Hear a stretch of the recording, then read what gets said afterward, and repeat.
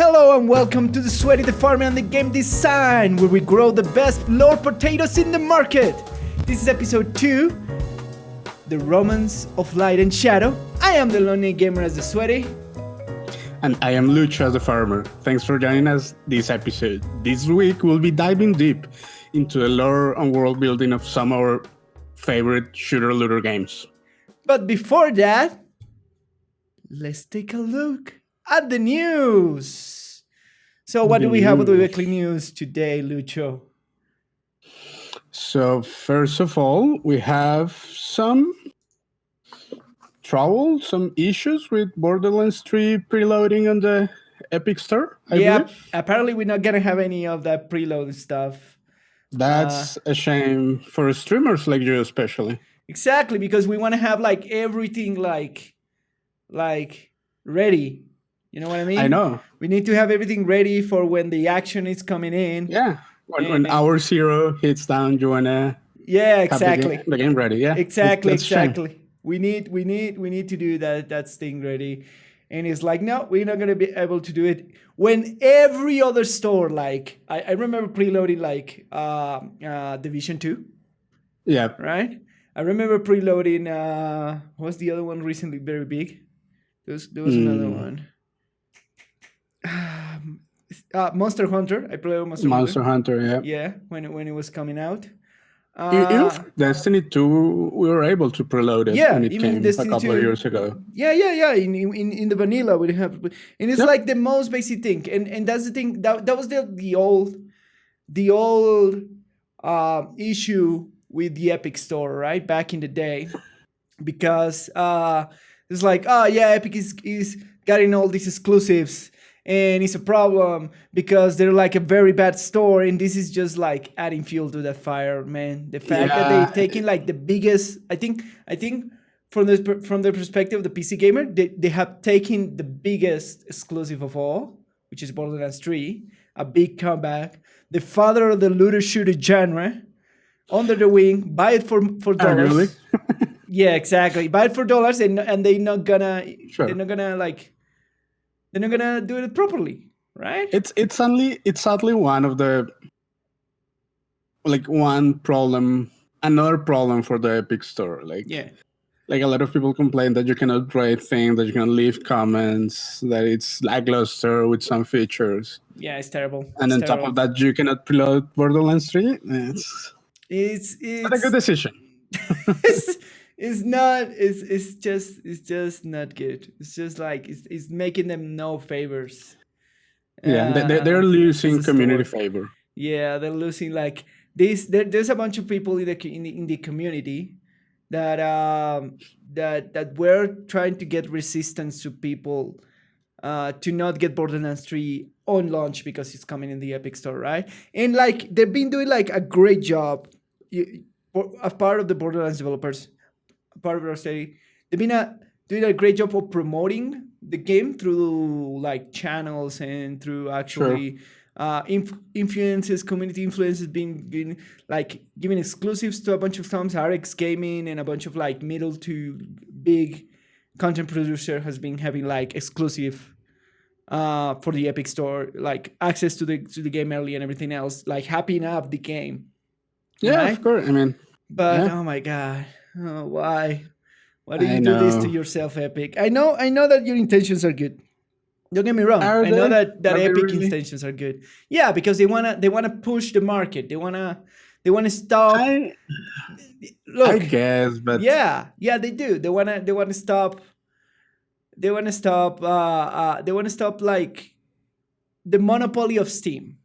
I agree with that, but you cannot compete with those kind of things. Like you have to have the features, you have to please the community, you have to show your good faith, and like things that not being able to preload the game, that doesn't show good faith. That's sadly true. It's just what it is. Like they could have good intentions, but like you need more than good intentions to fair. You need to more make than these good things intentions work to actually do it. But it's a sad reality that this is happening to one of the biggest releases of the year. Dare I say, Yeah, one of the biggest definitely. releases of the year. And like the so far the game has been like having a stellar reviews, stellar impression from everybody that's been touching the game so far, that's been playing the game, It and seems it's a that way. shame. Yeah. Yeah, it's a Yeah. shame. We'll All see right. what happened at launch Uh, if the Epic Store changed something. I hopefully Yeah, they're me too. good. It's Uh, almost here now. yeah, it's just like what, September what? It's some at some point in September. But yeah, like we're September in the middle of August. 17, I So think. I think it's September 17 if I'm not wrong. I could be wrong. yeah. I could be wrong, but I should be right. Anyways, Anyway, uh, so yeah, that's one. What is the next tab news of today, Lucho? This so G2. Please tell me about it. Oh my yeah, god, the I don't know. publicity. Have you Oh ever my god. used G2A or these like budget sites to buy video games? Yeah, no, I never use. Always use I like have Steam or Blizzard. I have never used like secondary key selling. I have actually used G2A a couple of times for like especially for like big like AAA but old games. Yeah. That they're no I don't longer remember like which around in games the now, but market. like yeah, like pretty old games. I've Yeah, never used it for like recent releases, nor for indie games. yeah.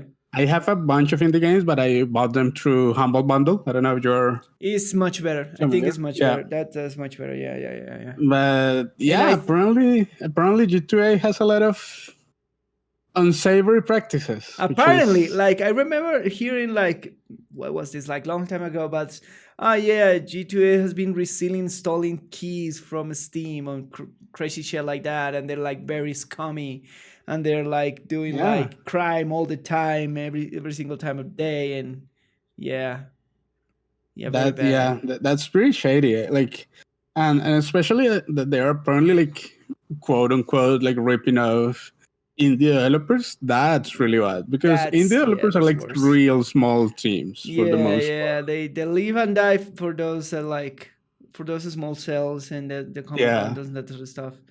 And like they just scummy company, man. When there is yeah, money, there's intent, and people will try to rip you off any way they can. that's true. Although I Oh my have to god. like when I used G2A in the past, it was mainly because I was a broke college student and I You couldn't were a afford broke college games. student. All right. So that was the cheapest thing that I could get without like straight up uh, Yeah. getting pirate copies or stuff like that. Hey, I used to like. Let's be honest here and there. Like nobody is absent. I am a game developer, and like I've pirated games back in the day when Yeah, they were too expensive to afford, and I want to have like nice. I never sold or resold like pirate just for like personal consumption, and I know yeah, that is I was always the bad. end. Yeah, Yeah, and I know that it's bad and shouldn't do it, and you should like support your developers and that sort of stuff. But back in the day, it was rough, and like but when I was like if I high wasn't for school, those experience, I would be like the person that I am. Probably would never be interested in games and yeah, etc. definitely. Right? And like to be fair, I bought like original games while I had consoles, right? But like Yeah, that was the only option. yeah, exactly. But when you're like a uni student, you're poor broke of your ass. Yeah, You only have money for like transportation and maybe a drink or two. And yeah, so no nobody here is a saint. Let's just say yeah. that. Let's just say that and put it out there, right? That. Yeah, when the conditions are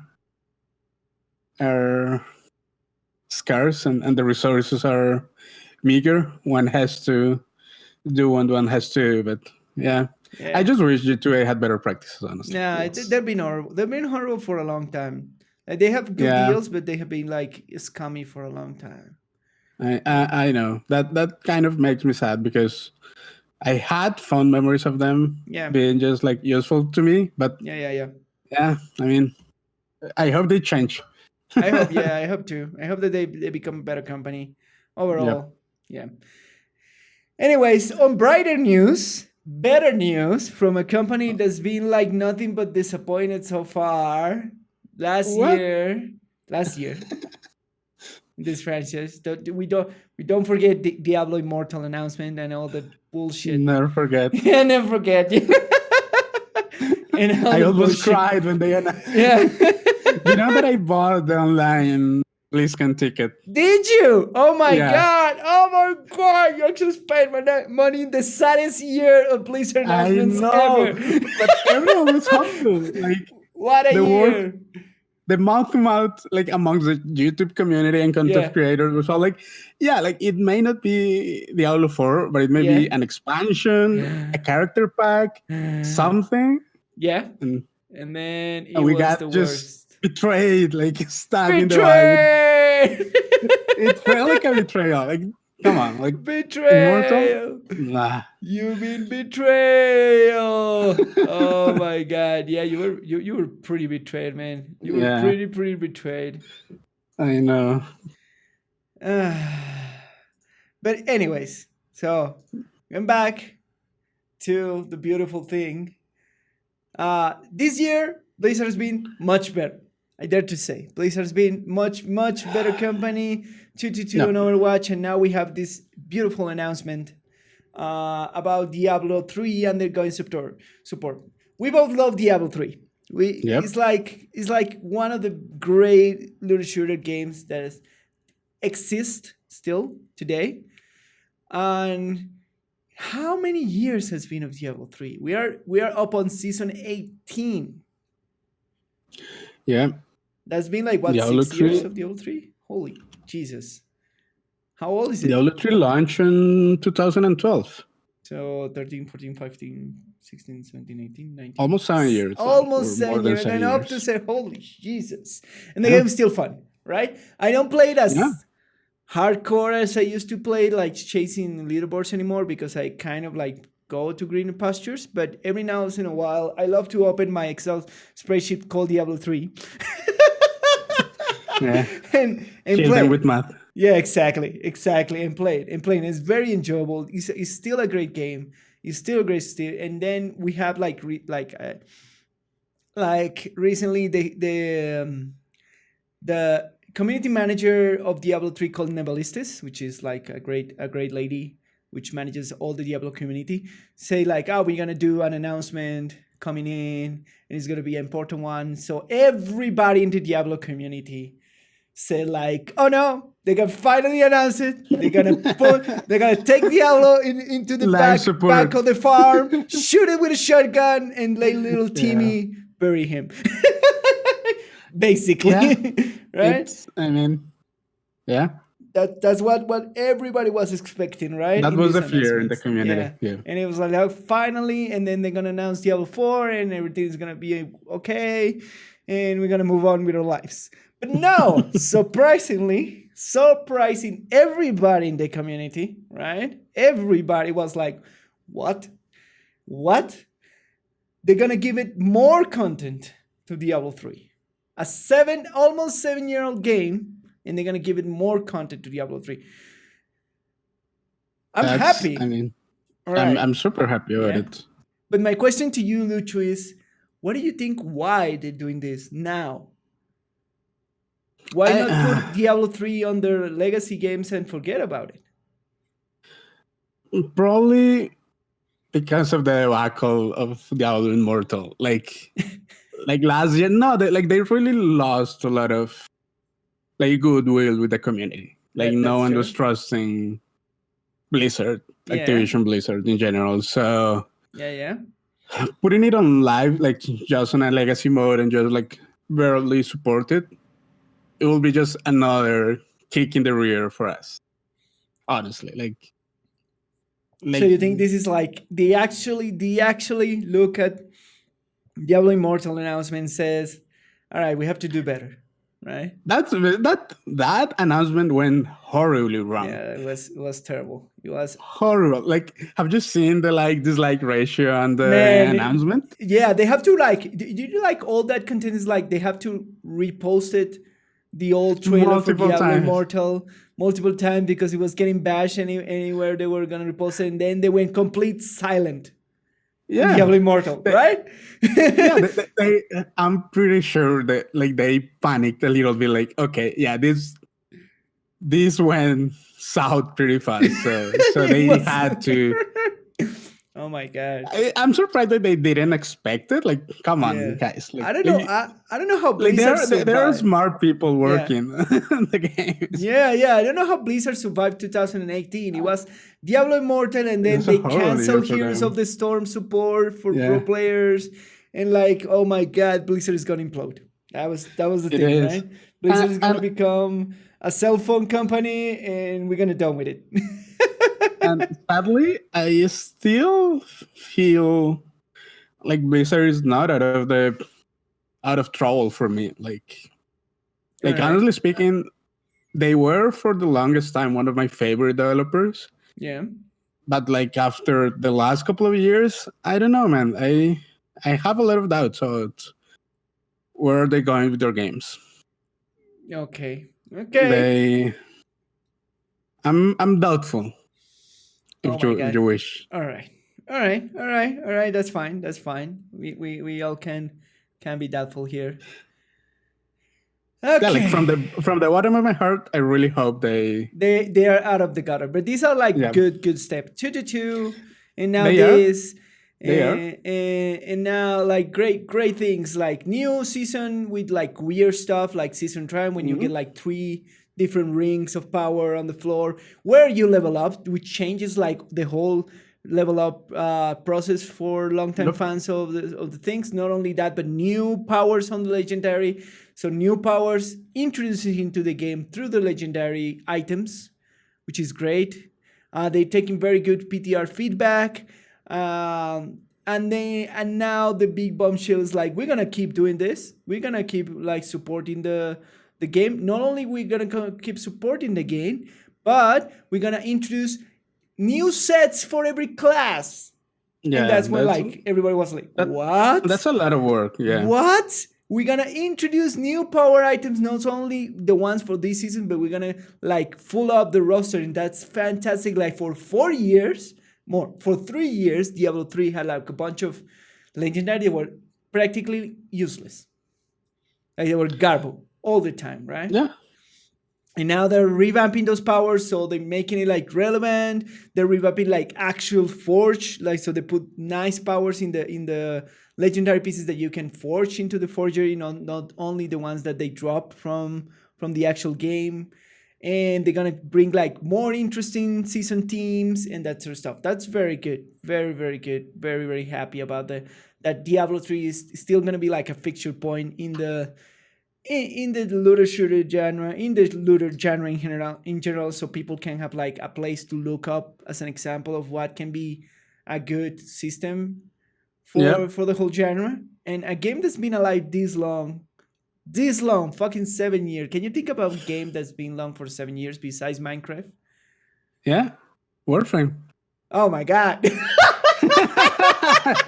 It launched You just 2013. caught me there. It What? was right in your face. All right, you're right. Wow. So that'd be like the examples of what you actually have to do. But think about it. Diablo hasn't have that many for like 2 3 years. Oh, Didn't have that many support, but Warframe has I know. like constant support, right? Yeah, I know. And that's the thing. Like this game is so good. It has so much content. It's so beloved by everybody that even through all that bad times, people were still playing it. And like these kind of decisions don't come lightly. Like it should Oh no, like definitely. if they put in like any amount of resources in a game this old, it should be like generating something for them, right? There was Yeah. like an interesting conversation in another podcast, in another like Diablo podcast, when they were saying, man, this is the time where they should like sell cosmetics, even if it doesn't work, right? So they can like hire a little bit more creatives. I They think can they can support the game a little bit more, and they can have like these changes coming up quickly. That was what they were saying. And it's funny because they already have the system in China. If you play Diablo 3 in China, they have a store. They have a cosmetic store with all the sure. I things. mean, it could be. I really believe that for them, at least for the Western audience like us, Yeah. it's more relevant for them to like generate and record a lot of the goodwill with the community. All Even if right. they don't make money out of the element that they do, Yeah, yeah. like if the community is in a good place for whenever they're gonna release the Diablo 4, it's gonna Yeah. be way better. That's the other thing. That's the other It could be reason just they a make PR sense. movement and Yeah, they're exactly. willing to put money into it. That's Exactly, perfectly exactly. fine. I think this is more coming from that PR moment that we want to. Now is the I would time when we want to generate like hype about Diablo 4, and Diablo Immortal is not gonna do it. I would guess definitely like that would be my guess. Like Yeah. 100%. Yeah, yeah. It's like Diablo Immortal is not gonna do it, so we have to at least put a little bit love in the community that we already have on Diablo 3, give them Yep. stuff to keep creating hype for us. So when Diablo 4 is coming, then we have the hype machine ready to go because they Yep. need it. Like Blizzard needs a win, right? Blizzard needs a They do. win. They need a good release game. They need a They game do. that they will release and they will everybody will eat up, right? Yep. They haven't had that since Overwatch. And Yep. Overwatch They is aren't. now going to be 3 years old, right? So they need a win. They That's what do. I'm saying. They need a win in the books. Yep. And definitely Diablo Immortal's not going to do it. But if they keep these people around of Diablo 3, for sure they're gonna take it for you. They're gonna take it for them, right? They're gonna Hopefully. they're gonna That's what I hope. yeah, they're gonna take As and a big and Diablo run fan. for it. All right, and now for the last news of today, of this week to be exact. Take it Yep. away, Lucho. Yeah, Oh so my god, it's just leave. Warframe Okay, it's time. good. It's Warframe Ba-na-na-na-na-na-na-na-na-na. No, so we have a dev stream from the Warframe developers, Digital Extremes, on last Friday, yeah. and they announced. I mean, they do these dev streams every 2 weeks, but this week they announced a couple of interesting things.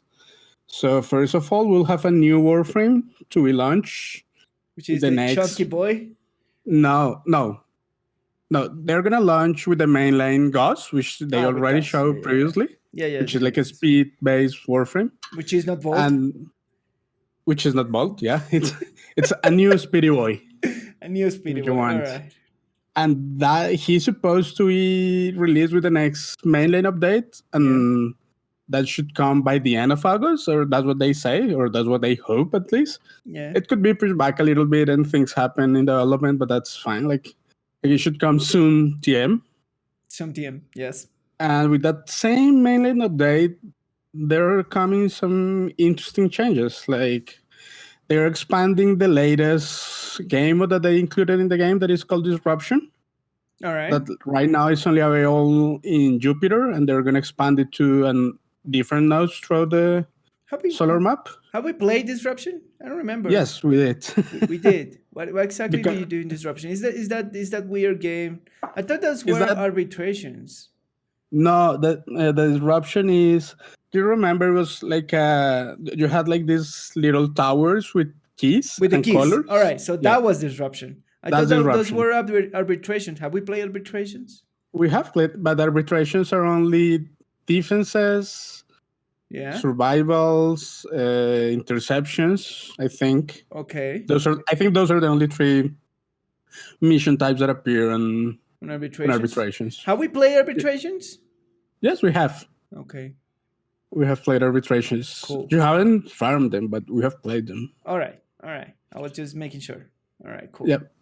So that's coming. They're expanding that. They're Yeah. also finally launching, like a couple of dev streams ago, they chose something called Look Link and Mod Link. Yes. Which basically, you can link your Great fashion feature. frame and your builds in game. Yeah. Great That's really useful. especially for like we are mentoring a new player in Warframe. Yeah, we were playing with a friend who's just getting into a game, and he asked us a lot for our builds and stuff like that. Yeah, I was And this thing is thinking gonna be so useful for that. Yeah, it's like just take this link, check it out. Yeah. Oh, there you have it. Cool.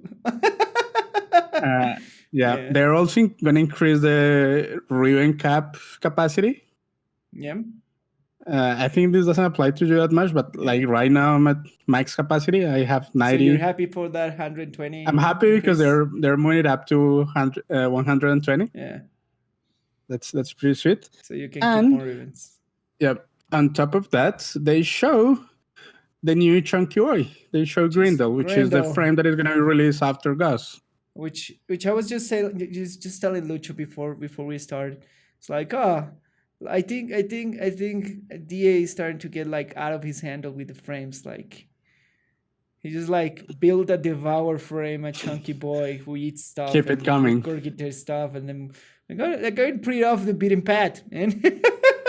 Keep it coming. I love it. I love the weird warframes. You I'm love really the excited weird about Grindel. it's the same The, thing. I thought the same thing when I saw Limbo. It's like this is like so far off of it's everything different. else. That's what's cool. Yeah. All right, yeah. They show his abilities. It seems to be pretty far in development. Yeah. So actually, a community is hoping for it to get released soonish after Gus, and hopefully for Empyrean comes. Yep. So yeah, we're looking forward for that. And they also show some extension of the systems of the Empyrean system, Yeah. which was the big reveal in this year's Tenokon. Cool. Yeah, the Imperial, the one with That's the ships and yep. like super man, these The, guys are crazy. These the guys are FTL absolutely like insane. Yeah, game. FTL like game with like and then you jump out of the ship and you fight in Yeah. space. It looks It's really insane, man. It's cool. insane. I'm so hyped for that. I'm It's waiting insane. so hard for that. It's crazy. Yeah. Yeah, so they just show more of that. They already mentioned that their aim for release is December. Yep. And we are all hoping that it's actually December because if it doesn't happen during December, the usually goes like into vacation period around January. Yeah. So they have to like And stop working. yeah, Stop if it working, gets pushed back, it's gonna be all the way up to February or something March. like that happens with planes, right? They were like Something like supposed that happens to planes. Yeah. Yeah. And we are all hopeful that December is gonna be the day. But I mean, That DA is gonna say Merry Christmas to all of I you. Have a really hope thing. so. But things change, so we'll keep an eye on, or I'll keep an eye on all the Warframe developments. There it goes. That's our news for the week. If you want us to cover some particular news, please send us the link for the news. We check it out through all of social medias. That will be perfect, and we will just like cover the news that you would like to hear here in the show. But for now, that's it. So shall we move on into our main topic, Lucho? What do you say? Let's move on into our dive deep topic of the week. Deep dive. Deep dive. Very good. Dive deep. All right, but before we go to that, we have a couple of disclaimers. Big disclaimers. Big disclaimers before we go into our main dive day. First, discussion here that me and Lucho do is based on our opinions and our own in-game experience. They're not facts. We're not fact checkers. We are not what was the thing that I was thinking? We are not a journalist.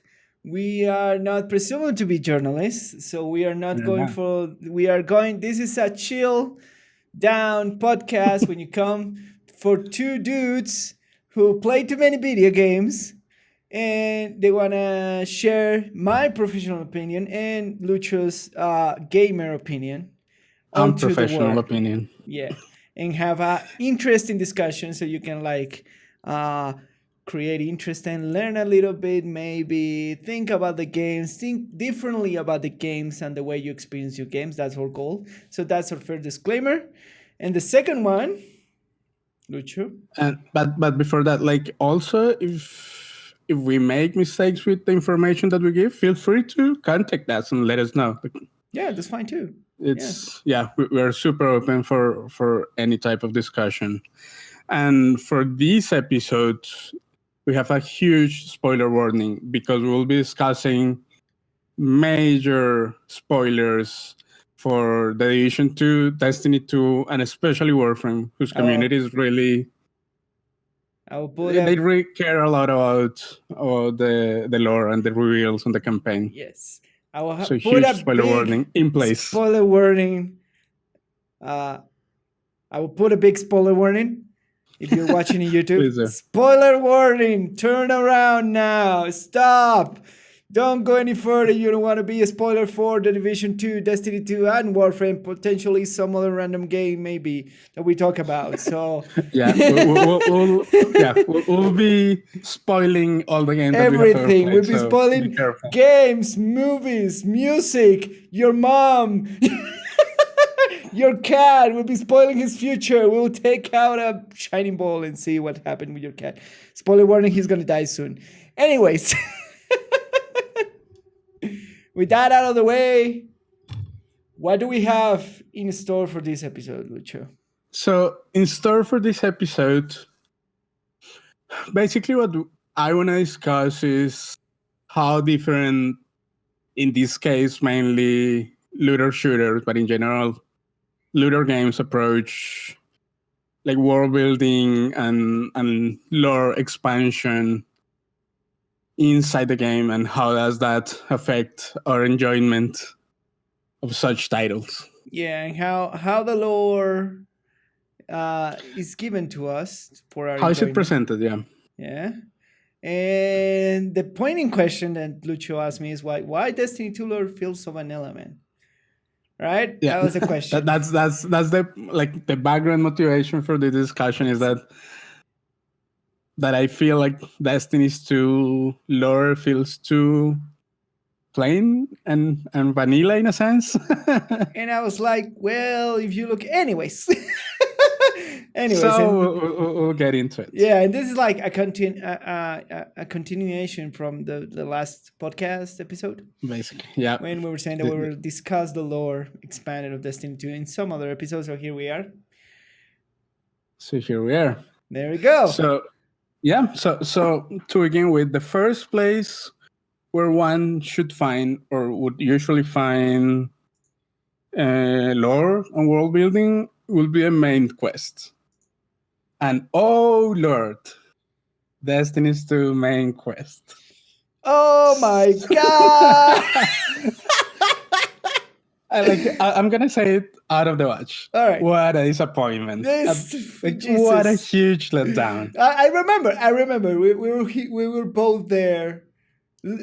I think who was the one who recommended Destiny 2 to me? Was it you, Lucho? No, I was unaware. You were because unaware. I knew Destiny 1 was only it was a console exclusive. Yes. Correct. We had a friend who played, and he always said that it was really good, but I was kind of uninterested because it was. How do we end up playing Destiny 2 on launch day? I remember. Will never forget.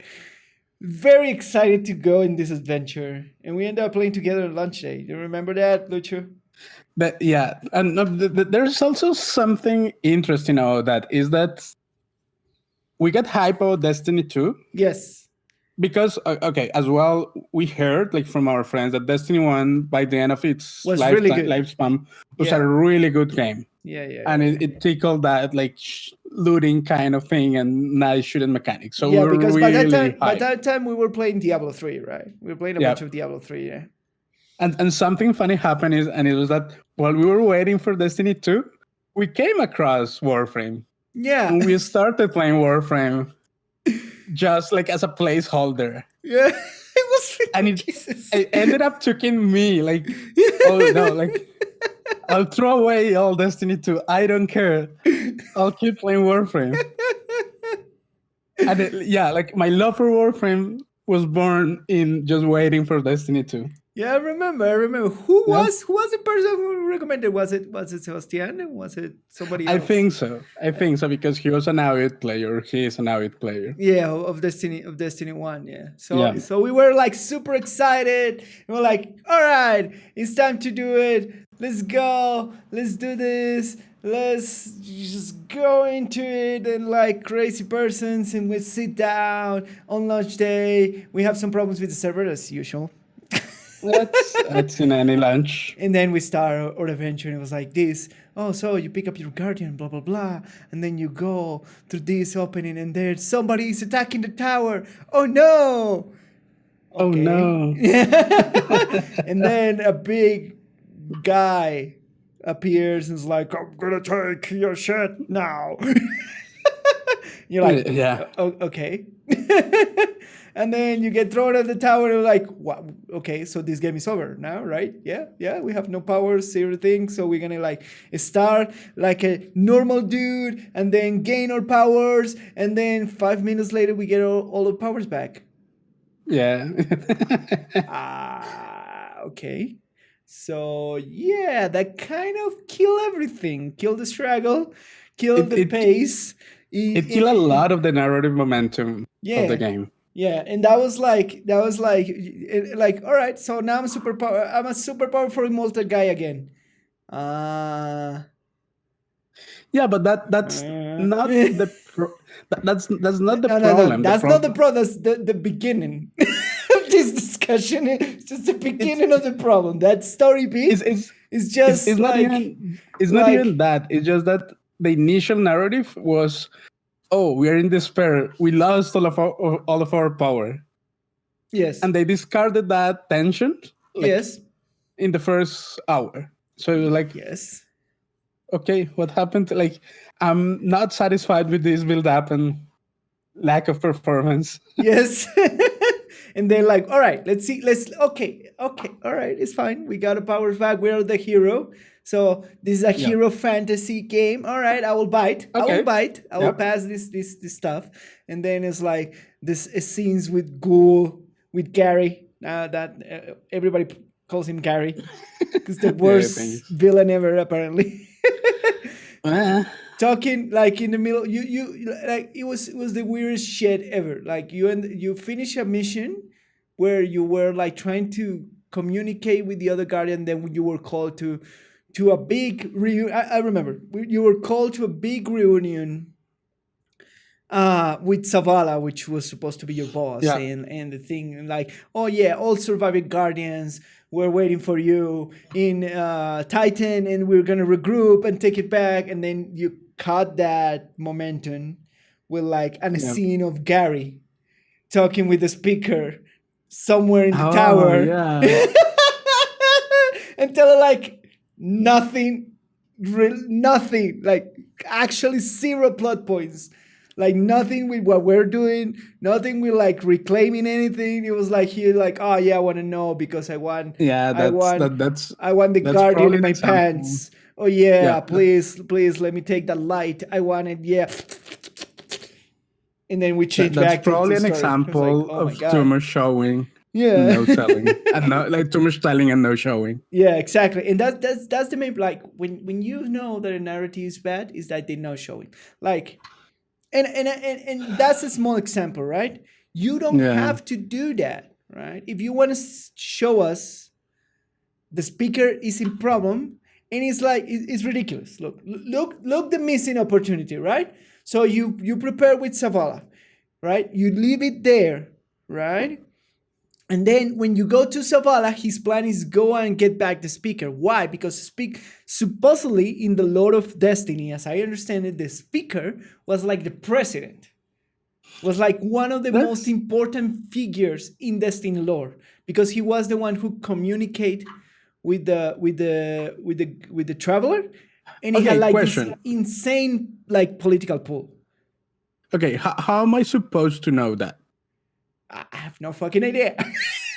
So far in the main campaign, right? They haven't explained this to you, right? If you're fresh in Destiny, right? Like I'm fresh to Destiny 2, and are they telling me that should I have played the whole first game before caring out the narrative of this game? Apparently so. That's a weird decision, honestly. Yes, because like me as a new player, like sure, we have the speaker guy, and I really don't care. Like, I don't know who that guy is. Is that guy powerful?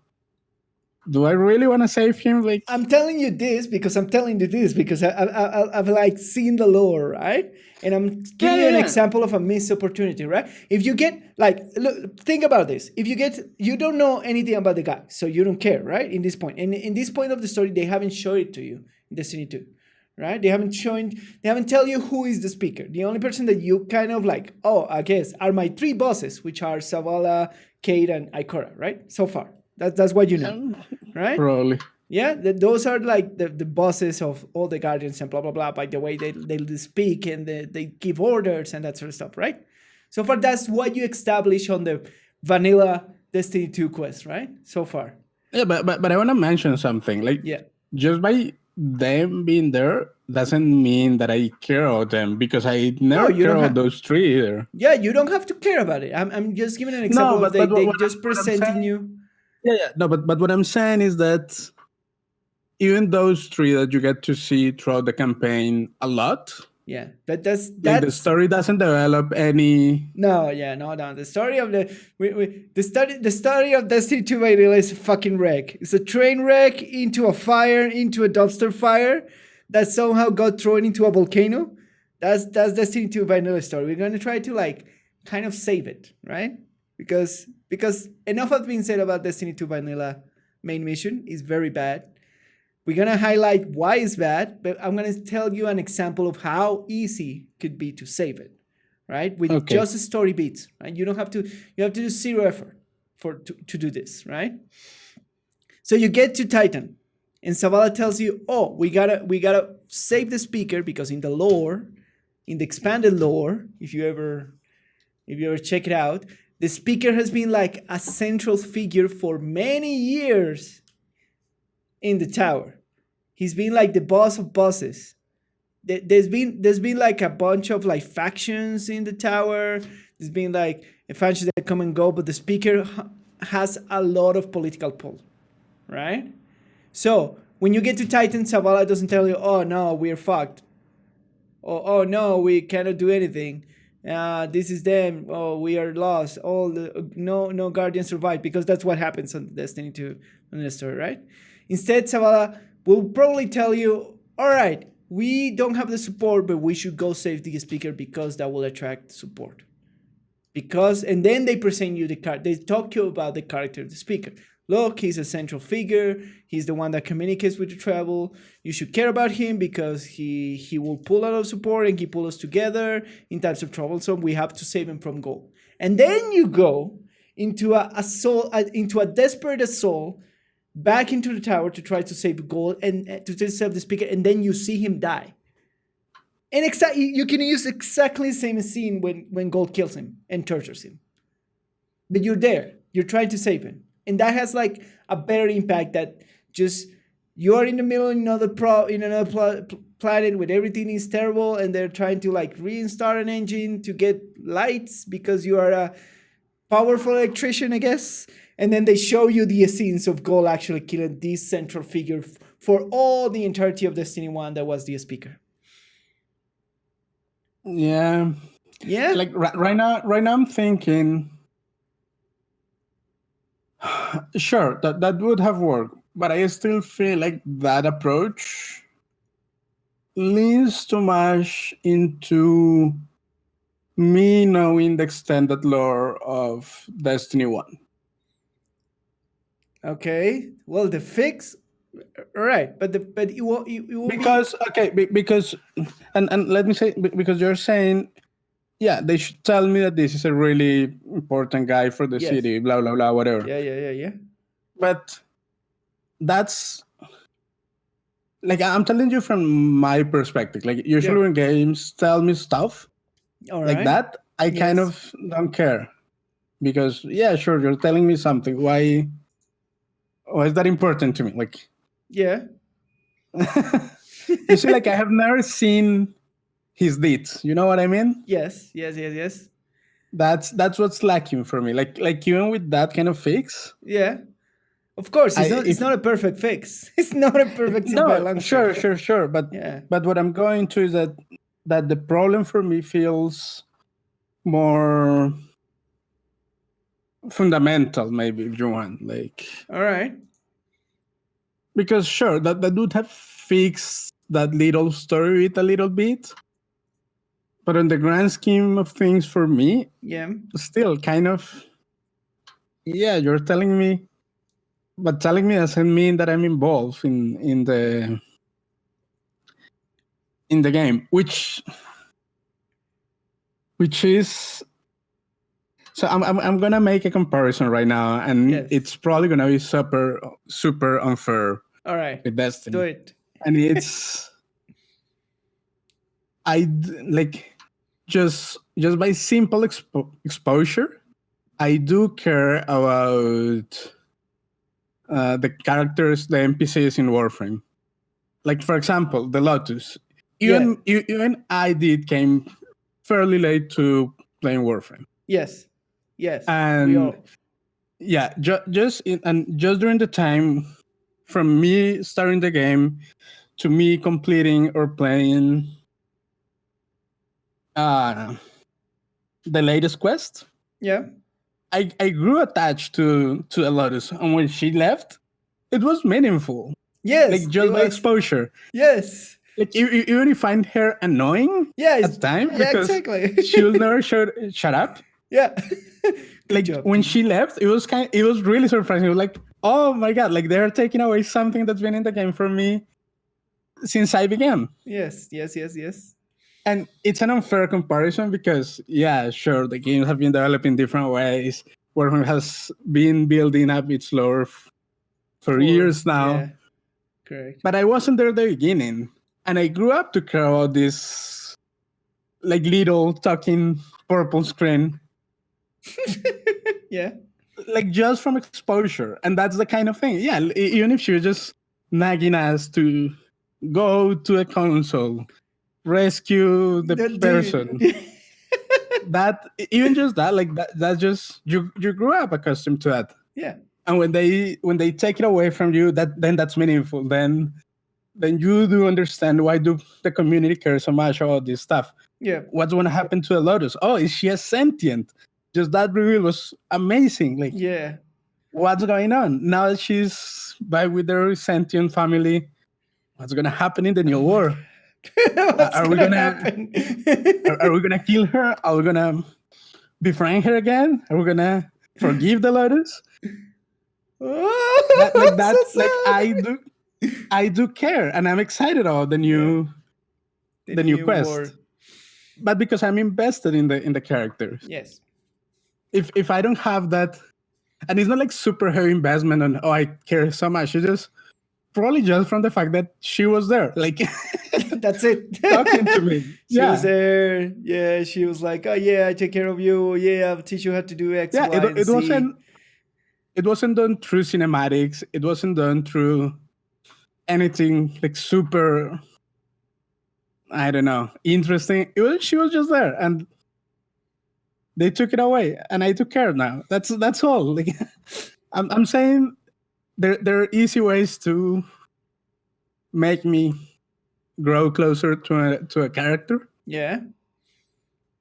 and so then I end up caring what happens to them. But Destiny, like, man, I probably mentioned this before, but I don't care about those three guys, Sawala, the lady, and the road guy. I don't even know their names.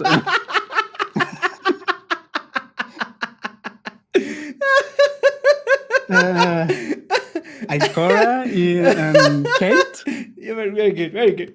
That took me a while. And like it's even worse. Like on the expansion when they kill Kate, like on the main story. Yeah. For me, it was like, yeah, sure, kill him. I'll kill him. Jesus. I don't give a that. Like, who's this guy? Why do I care about this guy? Like, sure, it was the funny guy. Okay, yeah, he made interesting comments. All Sure, right, that's yeah, cool. Yeah. But do I care about him? Really? Why? He didn't do anything throughout the quest for me. Like, he will show up on the cutscenes and ha ha ha, joke, joke, joke. That was all.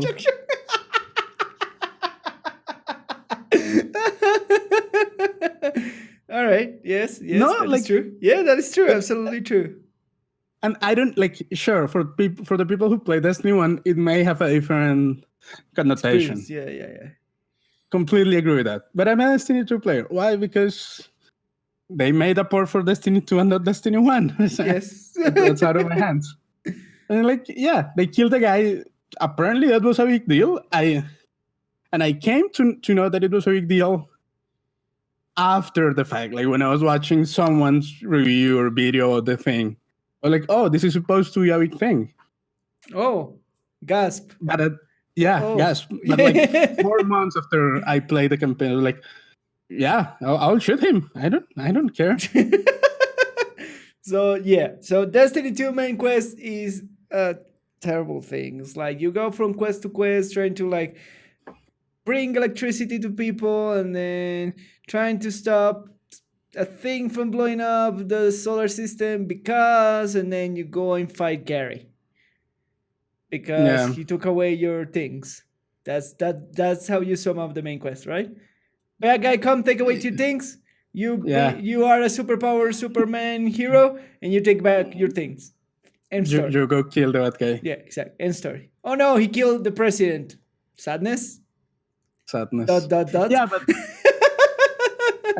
but my point is, even with a simple story, like I honestly believe that simple story of big guy appear, he killed the guy, and then I go on a revenge spree or whatever. That straightforward story, could work really well if I do care about the characters. Yes, and if you actually struggle in the story, because a revenge story, definitely, a revenge story is all about the fucking struggle. I'm cursing way too much in this podcast. I apologize. Yeah. This struggle is way hard. It's like it has to be about the struggle, right? It has to be about like they teach you to down, right? They take away your things. They kick your dog. They like John Wick. They take away your dog. They kill your last gift for your wife, and then you go dig up your old stuff and go back, suffer, get shot, get bloody, get messy, and like there's no struggle in main quest Destiny 2. There's nothing that is actually difficult. You actually have your full power. You're the actually only one that have your full powers. Why? Why do you remove the struggle if you're telling a revenge story? Yeah. Right? You know what? What else I feel with that struggle? That they are trying to tell a story about like despair and harsh conditions. Yeah. But the world doesn't feel like that, you know? Yeah.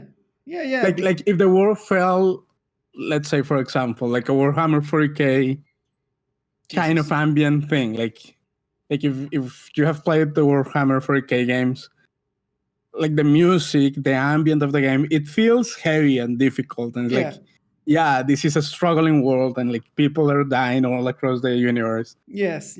And we are this force that is fighting for that, but Destiny 2 doesn't feel nothing like that. Yeah, nothing like that. Yeah. If you want to like, it's clear that they want a revenge plot, right? It's clear because the opening scene is like it comes this dude unannounced and like this blows up the tower, kills a bunch of people that you never see, and takes away your powers and then beats you to the ground and throws you out of a building.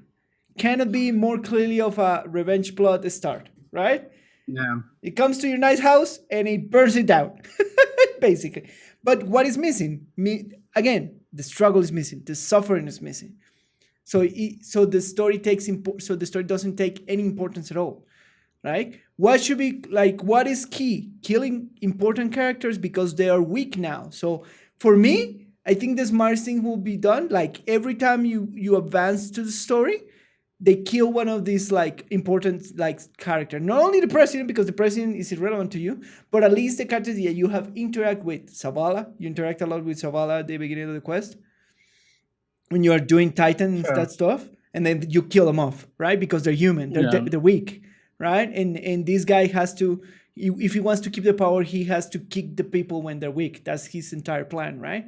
And then you kill Zavala at the end, and then next you enter with Ikora, and then you rediscover your powers, and you're still in the struggle. But Ikora gives you this philosophy about like you are a guardian, and that requires like the power and what it means to be powerful and what is your responsibility, and then bam, you kill Ikora, right? And then Gary starts appearing as a big, big evil, right? This guy is just like, don't care. My mentor, he's just killing my mentor one by one because he doesn't care. He has all the power. He's taking away all the power, right? And Okay, then but you do this crescendo, which is what is good about a revenge story, right? You get this crescendo, and then at the end, I you just agree pay with off. that. Yeah. But let me ask you this. All right. If I didn't care about Kate's death when it came, why would I care about Ikora's or Sawala's death at any point now You or won't. during the You campaign? won't as a new player, but it will have an impact on you, right? Yeah. It depends on how a story is told. Yeah, Exactly. sure. Yeah, it will have an impact of you, right? That this guy is going Yeah. around and killing your mentors and killing everybody, and then you end up by killing the lady of the Falcon, and that's the last big stroke, right? I guess I just need more exposure to get Yeah, used, no, like to get attached to them. of course, because you need to get like more exposure. Like one of those characters should like follow you around more time, right? Than they do. Even if it is not following you, like when they talk to you, they do it through a ghost thing, but you never see their faces. Yeah. They have to interact. That's true. Like to create attachment to a character, you have to interact a lot with a character, right? Yeah. Individually, if the character is well written, if you interact a lot with the character and kind of know the personality and what they like to a certain degree, you'll naturally create attachment to a character to any degree, right? That's true. Yeah, but if you want to tell that, and it would be fantastic for a true reset on Destiny 2, because you already killed the center figure in Destiny 1. The speaker was centered in Destiny 1. You interact with the speaker from the beginning of the game, right? That's true. Yeah. So if you kill all those characters, you reset Destiny 2, and then you just create some new characters around of this struggle of the main character. When you get out, you care about all these people that helped you out of that struggle, right? But they didn't do any of that in any degree, in any point. So that's what that's what I feel it was his intention. The execution was absolutely awful, man. Yeah. I wanna put forward an example of what I think is a better execution of a campaign sequel. Yeah. And that's The Division 2. Because I never played The Division 1. So Correct. I don't, like, coming to a game, I didn't know anything really about the lore or the world. Yeah. But I feel like the story campaign, or at least the story that they're trying to tell you, they don't rely as heavily on knowing what was going on. Like, they just kind of toss you in a different city.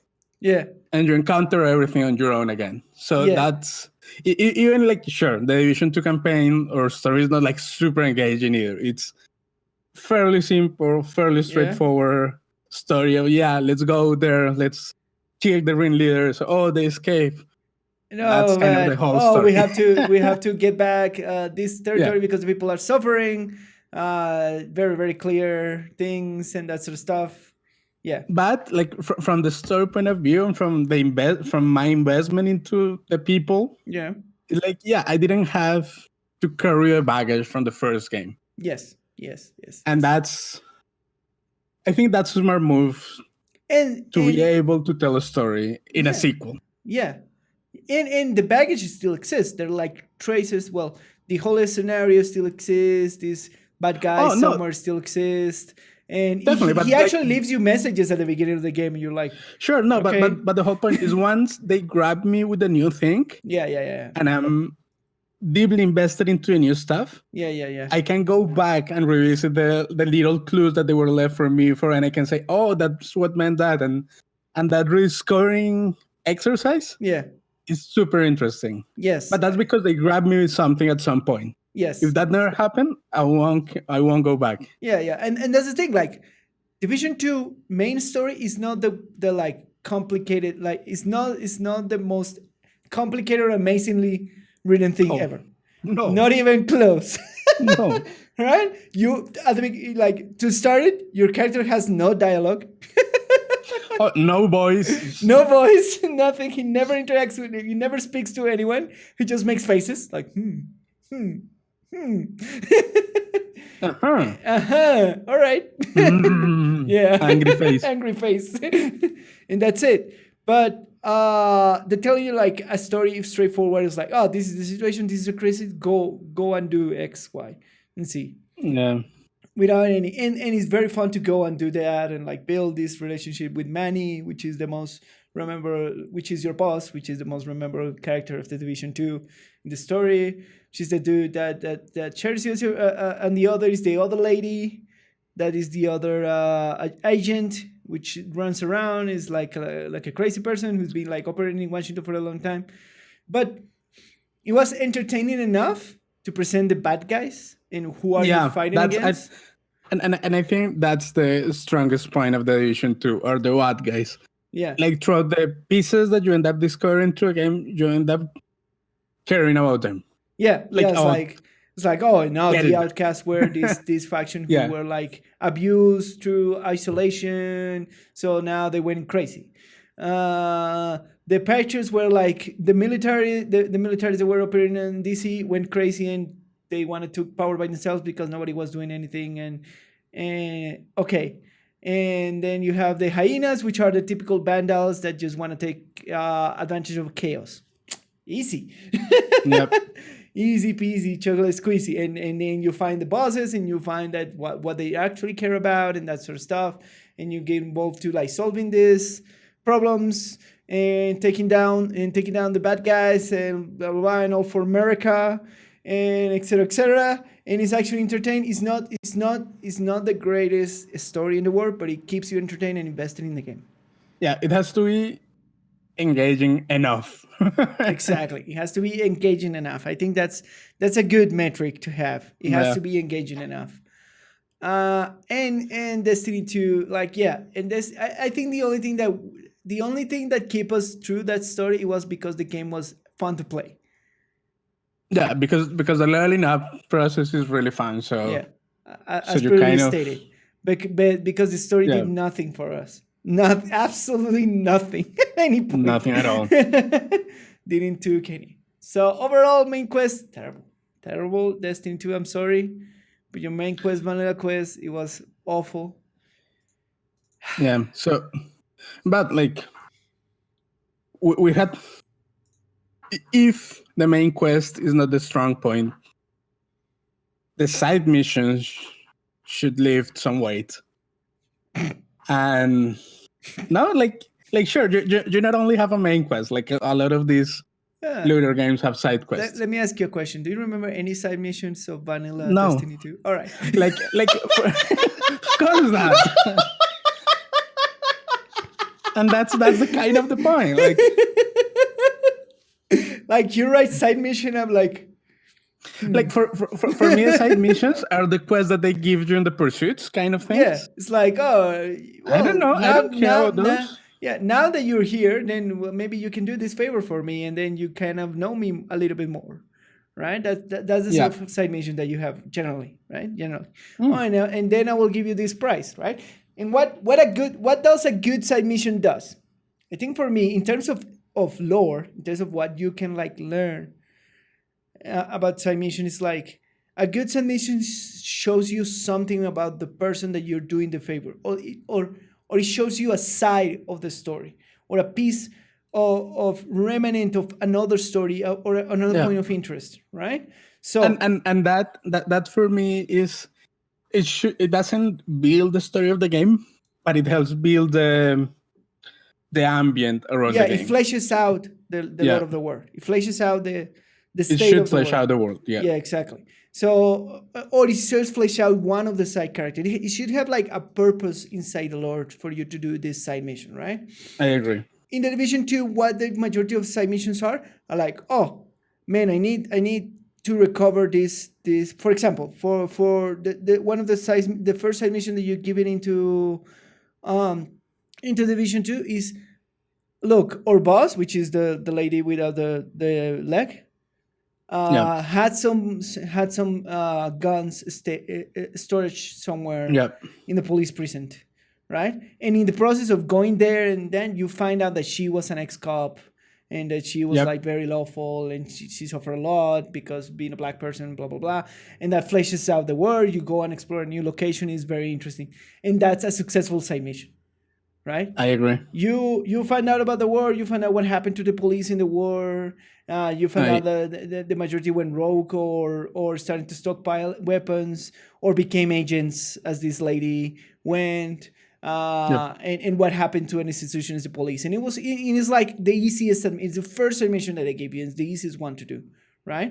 Other Yep. interesting side missions in Division 2. Go and bring us artistic pieces of art. We're trying to save artistic pieces of art, right? Go and steal the Declaration of Independence. Go and bring back this Yeah. statue. Go and bring back Yeah. this other thing, right? And there are side missions, right? Side missions. Yeah. Right? There's small side missions. Yeah, and then you found out that there's still a group that cares about conserving art, even in the direst of situations, and that flesh has a Yeah, and lot of a that little flavor is what gives the world life. Yeah. That makes it feel alive. Yeah, like even in those situations, you create these little things, and that's rich. Yeah. But For me. where are the side missions on Destiny 1? Destiny 2. Sorry, I Vanilla. have no idea. Where I do don't know. you remember any side mission? That's so bad that you don't remember I any know, side I know, mission. because those should be excuses, as you said, to flesh out the world, to just give perspective to things, to and on that regard is where I think Warframe shines the most, because side missions, for example, Yeah. Octavius Quest is a side mission. Yes. Harrow's Quest is a side mission. Oh man, Like, I love it. I love it. The man they're- in the door. Oh my you god, see? so remember. Oh, You love them, Jesus. and they're not part of the main story that they're Yeah. telling you about the world. It's not Yeah, about the yeah, yeah, Lotus. yeah. It's not. No, it's about this other side or this other character, and they're so memorable, and you remember them, and they help you like build the world. Like Yeah. with the Harrow Quest, you get to experience all this like really dark side of Warframe. The Like terror among rifle, I love it, man. like pink rhinos with furry wings, Yeah.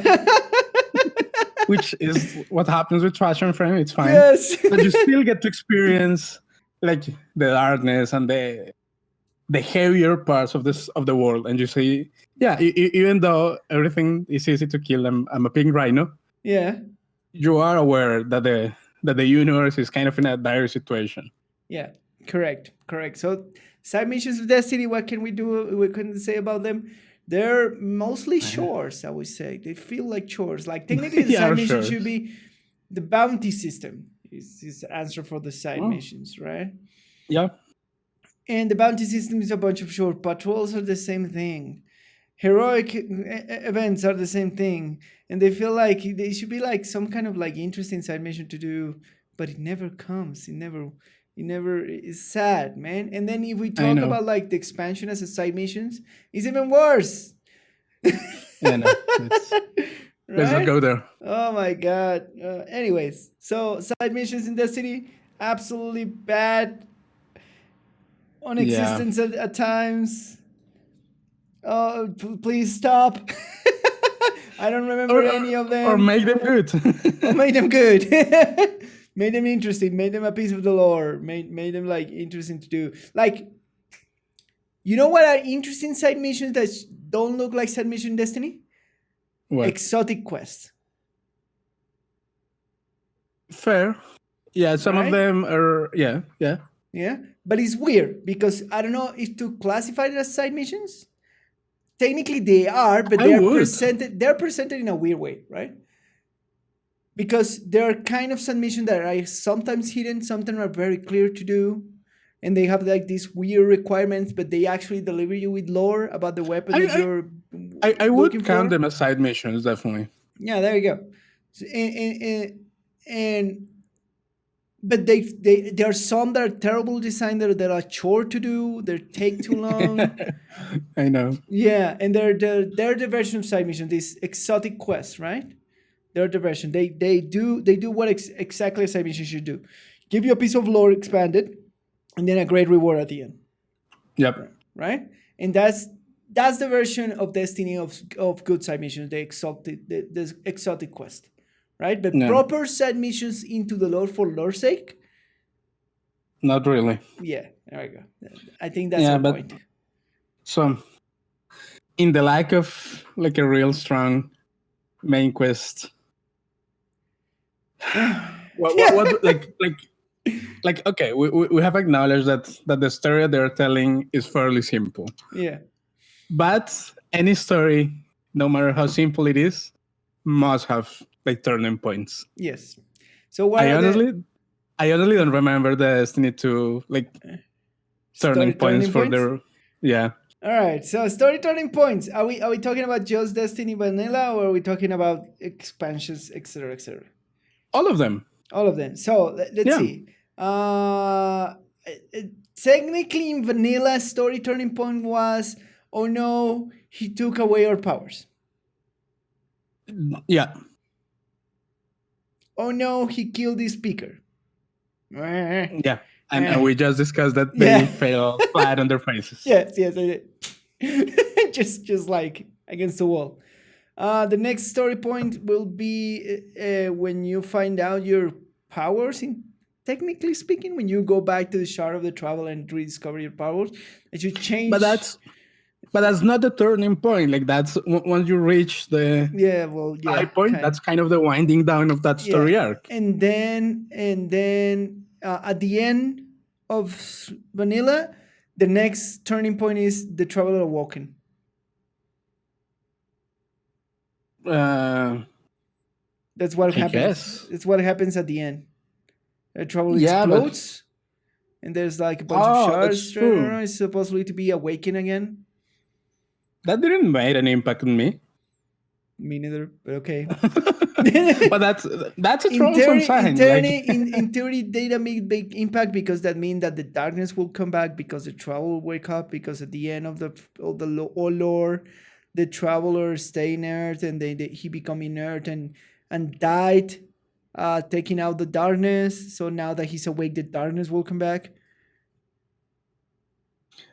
that's true. right? But that's a troublesome sign. Like if you don't remember the turning points of a story, that means that the way that you're telling it is kind of falling short. I would Yes. if you think in terms of a good book, Yeah. like if you want to make a resume of a good book, like or of a book, Yeah. just start looking at where were the important points. Yes. You remember those and you build around that. Yes. Yes. Yes. Yes. Cool. And sure, video games are not books, but the storytelling aspect is still the same. It's kind of, yeah. You're like the way that we humans tell story hasn't changed in forever, Yep. and what makes a good story hasn't changed in forever. Oh no, that's kind of universal. Yeah. So, in the expansion, the story turning point of what was the first expansion? Osiris, I think, was the first expansion. Yeah, we. Was it, or was the other one? Was no, was the Mars one? That was Warmind. Was Warmind or Warmind, yep. Warmind was first. So story turning point of Warmind is like, oh no, something is attacking Mars. Okay. Okay. Let it rip. Oh yeah. Oh, we have to protect the Warmind. What is the name of the Warmind? It has this name. Very very memorable. What's the name? Is the name of that song Rasputin? Yeah, I remember. Rasputin. Yeah, Rasputin has Rasputin. yeah, all the lovers queen. Yeah. Exactly. Exactly.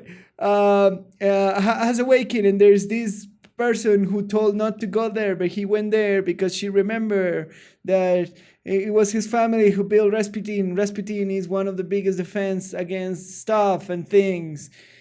Yeah, but Okay. sorry, you were right. Like Curse of Osiris came first, I think. Okay. Curse of Osiris came first. All right. Yep. Fine.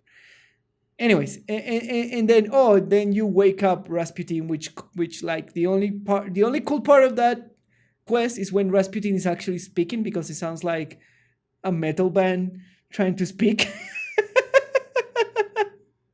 It sounds really alien, really interesting when Yeah, Rasputin honestly speaks. speaking, I don't remember that story at all. Like I do remember what the main quests are.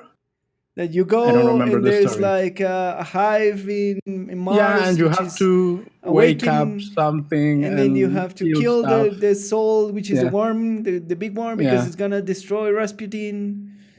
And yes, cool.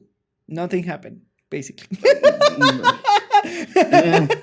You kill a I worm don't want to god. go there, but I'm gonna go there. Yeah, exactly. You kill a worm god, you wake up a worm mine. Overall, cheers. Cheers. Yeah. Good one, mate. Yeah, good one. And then we have Curse of Osiris, which I love Sagira. Oh my god. Oh my god, the voice of that lady. Oh Jesus. Who's That's the only Sagira? reason. The ghost from Osiris. Oh, the annoying ghost. Yeah. Why would you find it annoying? I didn't like her. Yeah. You didn't like Sagira's voice? No. Have you ever seen Firefly? No. Oh my god. All right. I just lost you as a friend. Anyways. Okay. Bye. Okay, goodbye. I think the only reason why I find Osiris, Curse of Osiris, interesting was because the voice of Sagira. That's it. What happened in Curse Sure. of Osiris? Oh no, the Vex Mine are trying to destroy creation but running simulations like the one you run at home. Yeah. Oh, we Yeah. have to go and stop them to run a simulation that will end the world. Okay, I guess. Yeah. Then you stop it and Control deleted a thing. Good job. Yeah. Go kill the big monster. Yeah. Good. Go kill a CPU that's running simulations. That's basically Yeah. Curse of Osiris. That's true. That is basically Curse of Osiris. Go kill a CPU that's running too many simulations. That is true. What happened at the end? You stop it, and then you have access to the Infinite Forest. Yeah, and I remember that What you could basically ignore those missions, like those randomly generated things, Yeah, and you could run it straight to end. yeah, that's ridiculous. Yeah, I know. And it's like, okay, so I did all that, and what did it give me? Oh, Osiris is back. Cool. Oh, you have a new weapon. Nice.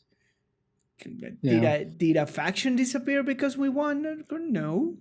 Did anything change because we won? No. Did we get more powerful, less powerful? No. Did something in the universe? No. We just like have a big ass computer that can run simulations. Yep. That's it. Yeah, I like honestly, And like I tune out. let me see let me tell you something about storyteller and expansions. They did it right. They did it right. We're gonna move to Forsaken because they did it right in Forsaken. But Did when they? you expand a game, a lore, something in your life, it is because you want to change something from the original. Neither Warmind of Curse of Osiris changed anything about Destiny 2.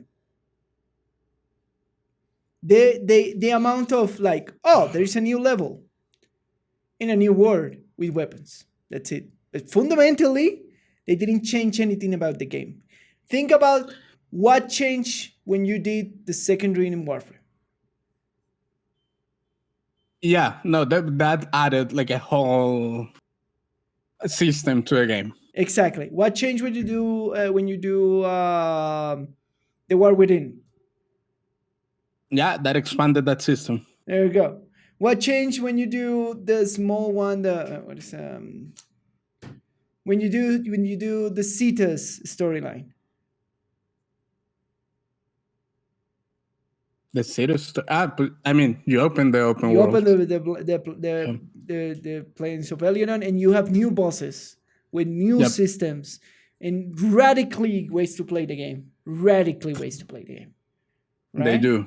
That's what an expansion should do. Any other thing is a side quest. as side quest, Warmind Sure. and Curse of Osiris. Great job, guys. You expanded the lore. You tell me a I mean, little bit more. there you have your side quest. Yeah, there you go. like- Right? But It's there are like $20 per side expansions, quest. right? It's supposed to be expansions, right? It's like $20 per side quest. Yeah, There you exactly. go. $20 for side quest. Beautiful, right? When you pay $20 for a side quest, I did. I'm disappointed. yeah, there you go. So you should change something fundamental about your game. Yeah, Something that changes the way that that's you play true. the game when you open an That's expansion. that would be ideal. Yeah, Yeah. I agree with that. Yeah. What happened when the even like the smallest things, like what happened when the raid for the Division 2 came in? Everybody fundamentally changed the way to play to do the raid, Yeah, right?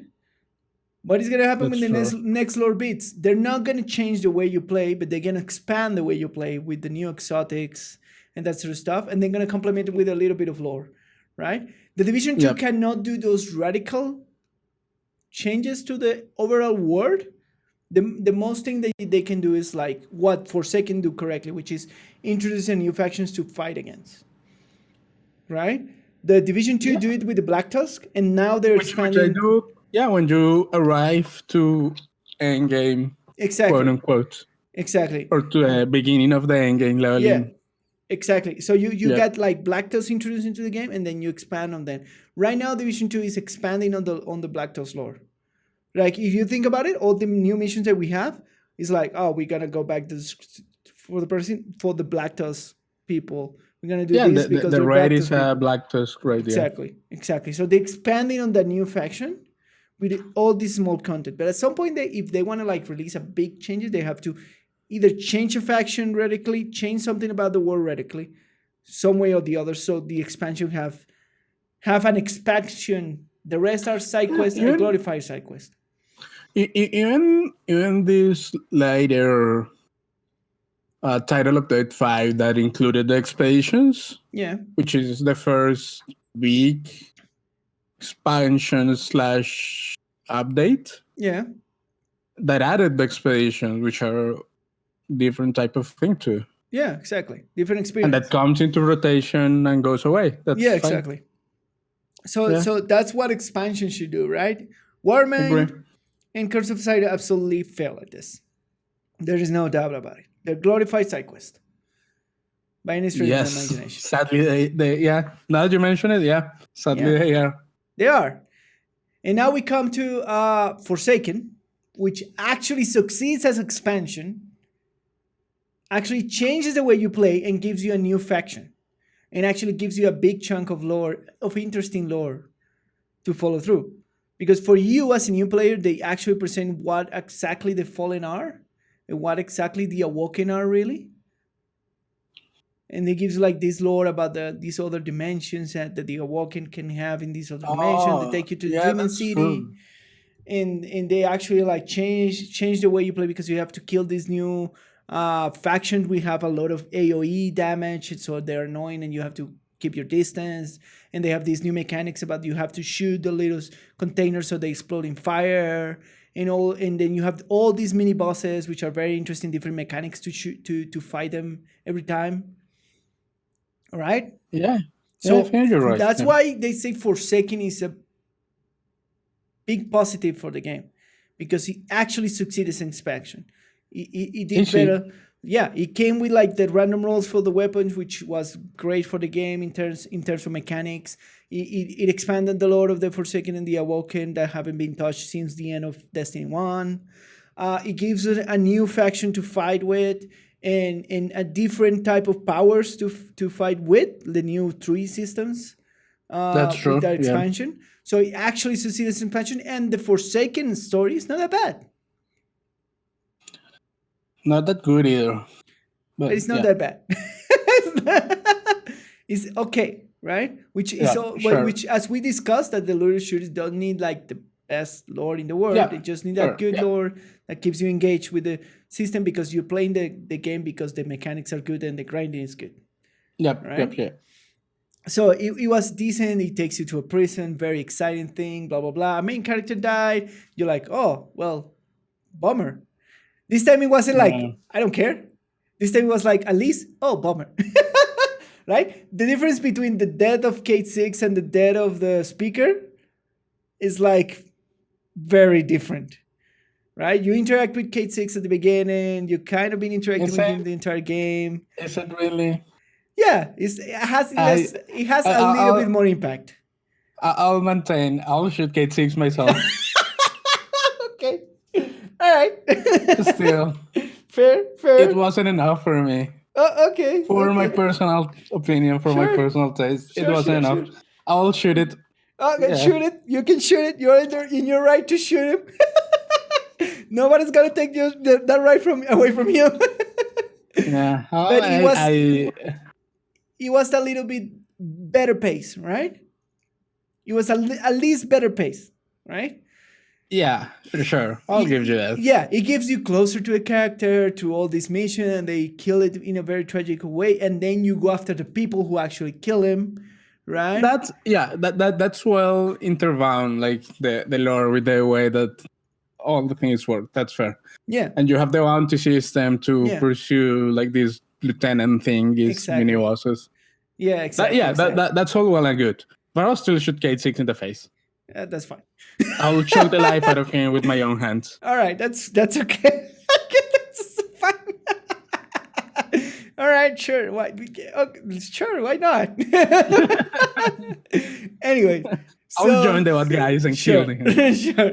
And then you go and find revenge, and then you find about this character, which gives you the lore of the Awoken through the actual campaign that you're playing. You go to Dreaming City, and they tell you, it's this city where the Awoken used to live, and they have this great empire, and they're kind of like ascended people, and blah blah blah, and this new faction is blah blah, and they give you all the lore explosion through the story, right? Yep. Yeah, and they actually do a good job at that, and they give you the new zone, and the new zone has a reason to exist because it has actually woven with the lore. They do a better job for sure. They do a good job on Forsaken, right? Yep. They did a good job. It was a good thing, nice, sweet bananas. Everything's good. The word, cool, right? Forsaken overall, good. Yeah. Not excellent, not bad. It was a good expansion. They actually tell you a half decent story and with a good pace, right? Yeah. Okay. Okay. Yeah. I think the problem for me was that they lost me way before that. So yeah, of course. That makes but sense. you're right. Like objectively speaking, Objectively you're speaking, yeah. Objectively speaking, that's what happened with it. What were the story turning points in there? They kill Kate Six, and then you go into a revenge against the wishes of your bosses, right? Because they don't want you to go, and then because of a result to that, you end up being in favors of another faction, which are the Walking. Yep. There you go, and you end up like with the support of the Awoken because you help revenge Kate Six, and then you help one of the hands of Marasov, and then you stop this like abomination from other dimensions stuff. Yeah. Cool. Okay, but now that you mentioned Awoken, I think we should move to enemy factions. We should move to enemy factions. And are we not gonna touch the 3 story beats of the annual pass, which are small expansions into the lore? Black Armory. They again fall for me into a. They're kind of good side quests kind of thing, like opening the forges and the menagerie kind of. They give you interesting pieces of lore, but really nothing major. And Reckoning? The thing is like, the weird thing about Reckoning is like, the interesting lore bits are behind too much grinding. I think that was the problem with Reckoning, right? That's why we didn't see the majority of those lore beats. Because it was like the Reckoning was kind of made to grind and get the modes and that sort of stuff and blah blah blah, and then you will get like the lore bits with the 9 in that part of the story. To that, right? Yeah, but if the grind is not good and I'm not motivated to the grind, You will never see At them. that point, I already disregarded the game. Yeah. So, So we will put those three in the same category as good side missions. Better they're than right. They're yeah. very good side missions, right? And thematic ones. At, very good, right? Yeah, the menagerie, yeah, it gives you like interesting pieces of lore, and the forges as well. Like they're actually kind of interesting. There you go. It's kind of annoying to open them, but yeah, while you're doing it, It's interesting to see the lore and that sort of yep, stuff and what Ada yeah. tells you and blah. But then again, that definitely falls into, yeah, that's a nice side quest. It's a nice exploration, but it's really nothing Major. major. Yeah. Yeah. But the interesting thing, right, is that those three things actually change more things that Warmine and Osiris. That's fine. That's Right? fine. Like I can just put that into their learning how to do it. Yeah, they're learning Cool. how to I'll do forgive them. mini expansions and side quests and kind of like how to well do it without being terrible. I think I'll forgive them. yeah, Yeah. forget it. So overall, that last the menagerie was very cool. I find it like very cool piece of content. The same as Yep. Gambit and Black Armor is kind of grindy, but is an interesting piece of content and changed the way that you play actually change the way Yep. to play. And that's the curious thing. Those three change more the way you play Destiny than Warmind and Osiris, Yep. which is just ridiculous. Considering Yeah. that there were like mini expansions inside of Final Pass and the other were proper expansions supposedly.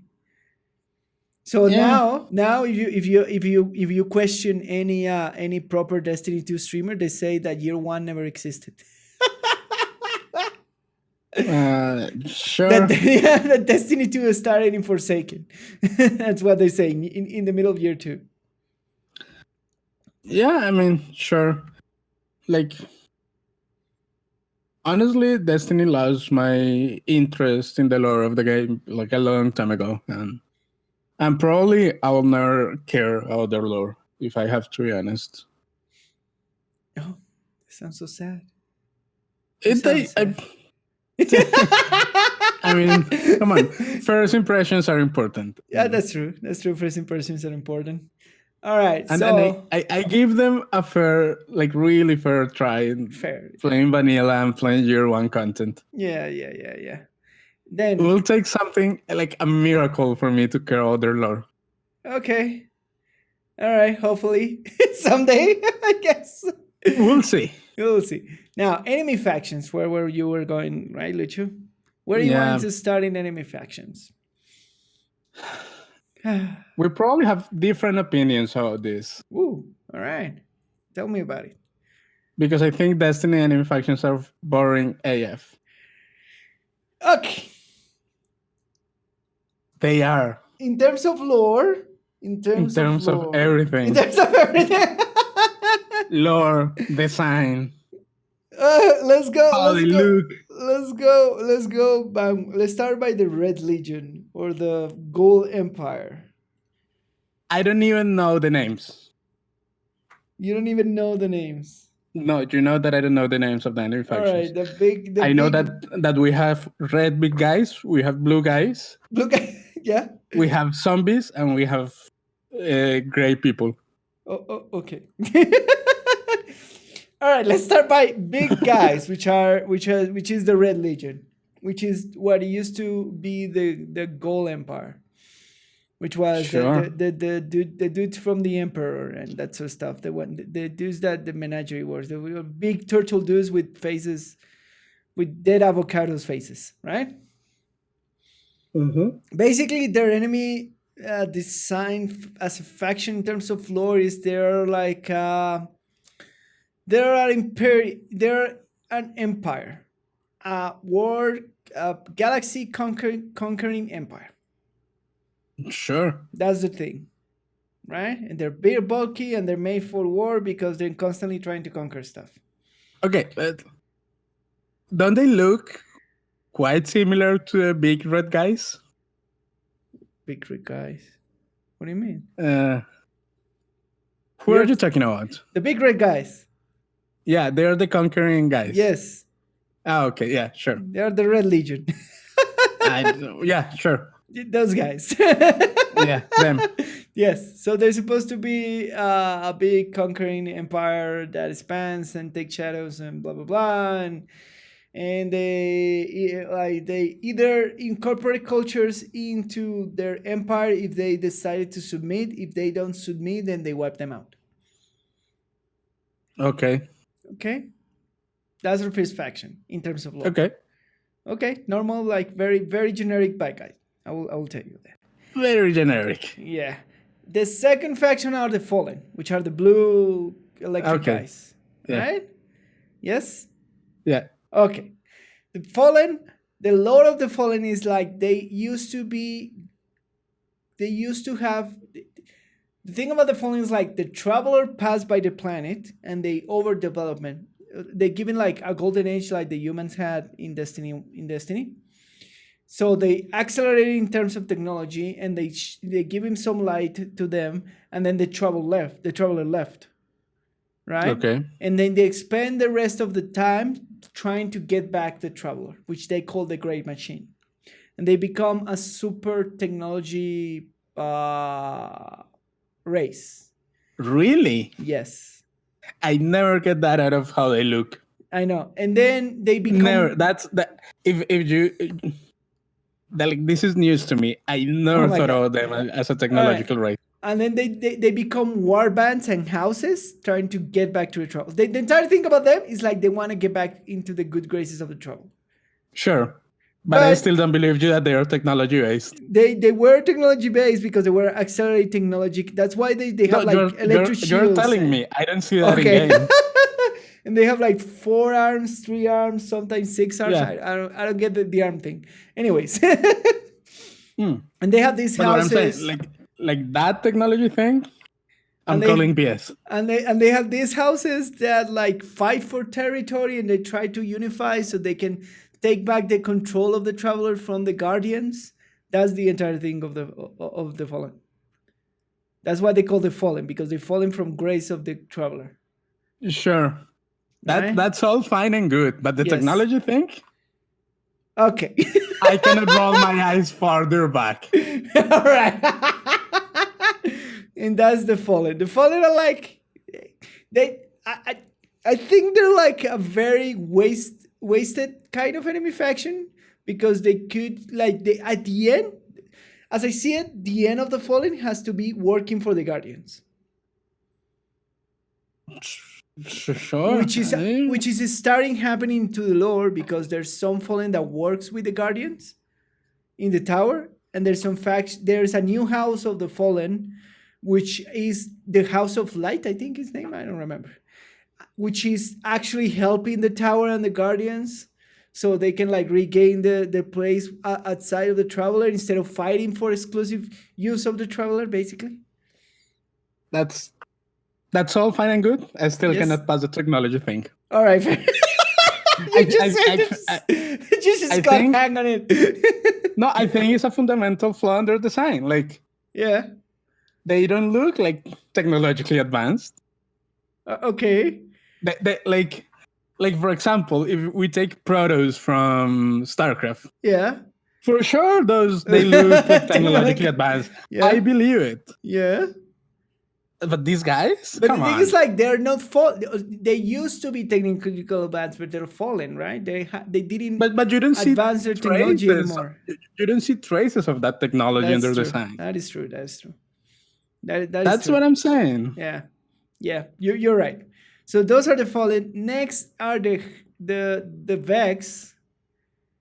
Those are the robotic things. Yeah.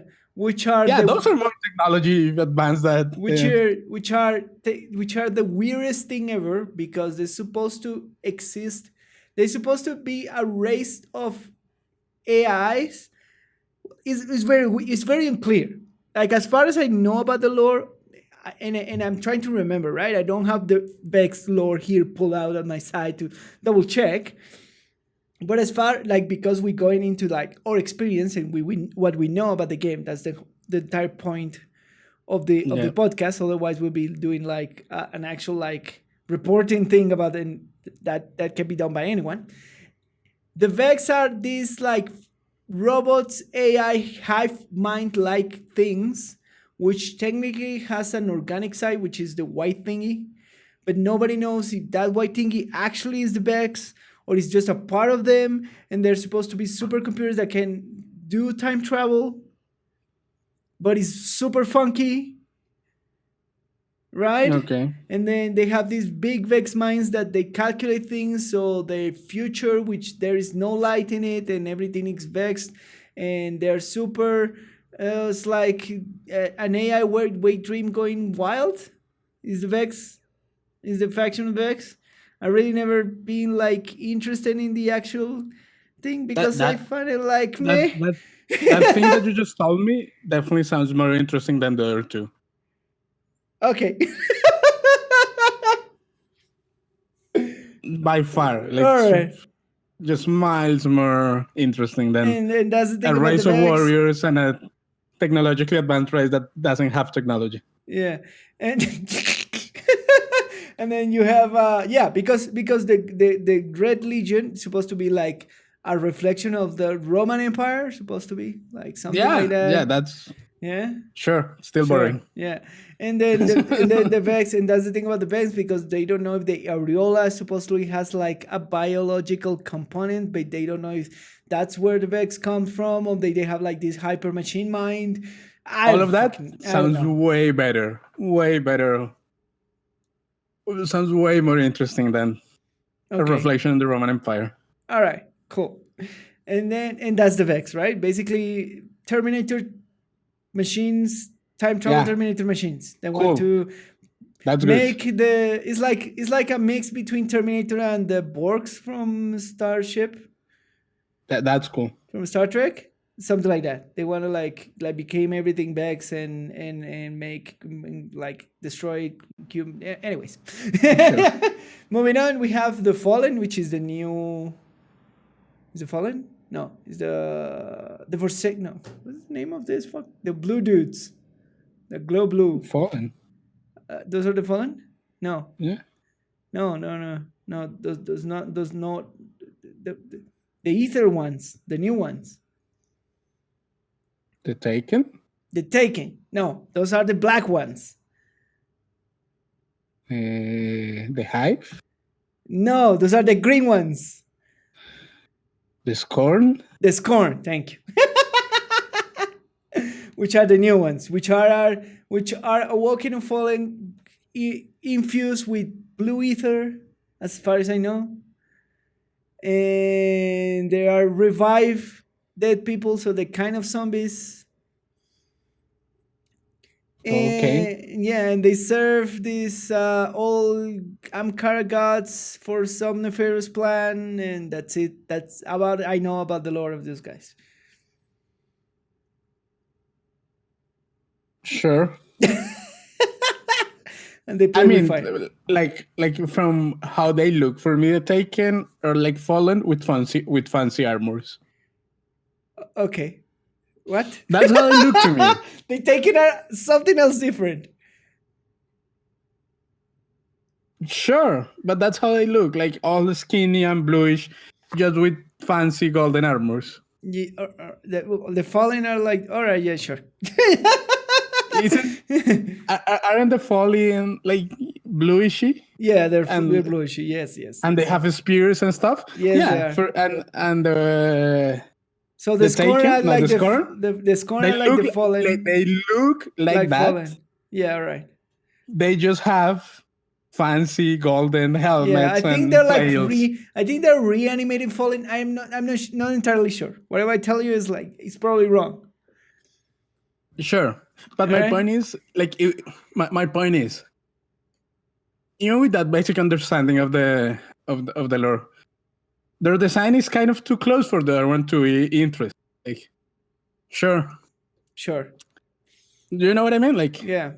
And then we have the Taken and the Hive, which are kind of one thing, but they're different because the Taken are aren't the Hive like the zombie ones? the Hive are the green ones, yeah, the zombie ones. But the Taken are like there is like this god. Well, the Hive are one of the most interesting Races in terms of lore? Are they? They're just zombies. They're not zombies. Who, the Hive? The Hive are not zombies. They run like zombies in game. They're more like a. They're more like they're more closer to. They're very weird in terms of lore, because they supposed to be. They do run like no.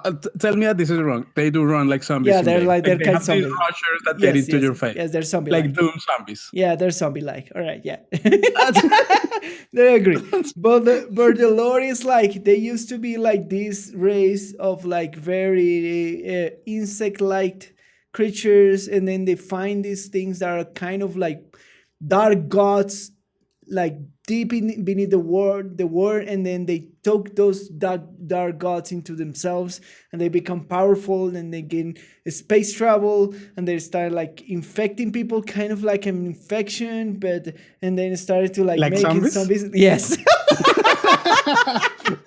You're fighting too hard this zombie thing. Stop But it. they Let me are finish. zombies. They are zombies. And then, They are clearly zombie inspired, like and then rushers and things jumping in your face. Yeah, but they're supposed to like the thing is like they're supposed to be like this big guy, the big bag, because they actually serve gods that live in their own like parallel dimensions, and then these gods give them power, and they are kind of immortal. And then Like zombies. yes, and then there was one of these.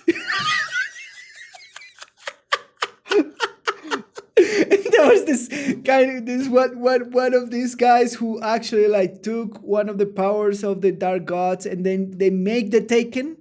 So they took this corruption and they took other races and they infused them with this corruption. Those are the Taken, because Like they a were by virus. the Taken. What? Like Like a virus, yeah. Like That would create zombies. yes, correct. Stop! That's what they are. But the interesting thing is like they're kind of like a Cthulhu kind of feel to them, because they have these horrors, machines, infections, but they have these Like gods. zombies. They're very interesting in terms of lore. That's what I'm trying to say. That's it. Where is that lore? I'm gonna stop. I'm gonna stop. Where is that lore? Where in the game? Yeah. In like book entrances? Okay. Yes. Sure. Sure. And they have wizards. You know, the big wizards. Yeah, they have zombie wizards. They have zombie wizards, yes. And they have zombie rushers. And they have zombie things that explode in your face. Yes. And they do behave like zombies. Don't fight me so hard. but they, of course, because they come from these gods that are nearly immortal, and they're like parasites. Like zombies. Okay. Okay, they're zombies. Fuck it. Any comparison to like Raccoon City or Resident Evil? All right, sure. They are. Okay, they are not zombies. They are hell demons like the Doom ones. Okay, whatever. I'm just gonna stop. I'm just gonna stop. And then we have the darkness, which is something that is kind of like the Taken infection that this Taken King took out from power. It has some connection with that, but we don't know yet. Those are the enemy factions. They okay, sure, but I feel this may be wrong, but I feel like they fall. They are trying to make, and this is just my opinion. Yeah, they're trying to make these interesting factions. Yeah. Out of these simple concepts, but they are too convoluted. Yes. And that strips away like that strips away like the core thing that should make the faction what it is. Okay. You know what I mean? Like the big conqueror guys. I forgot the name. I am really bad with their names. Just pull them up. You'll pull them up. That's what I'm doing. It's just the Cabal ones, which are the. Oh my god, we got the name. Are they big conqueror ones? Somebody's gonna be screaming at us at this point when you hear this We podcast. know who is gonna be screaming at us. Saying it's like the Kabbalah that you're talking about, guys. It's ridiculous. Sure, the Kawal Empire, like Yeah. they do resemble like an conquering empire, like Roman legion kind of thing. Yeah. That's clearly the theme that they're going for. That's Yes.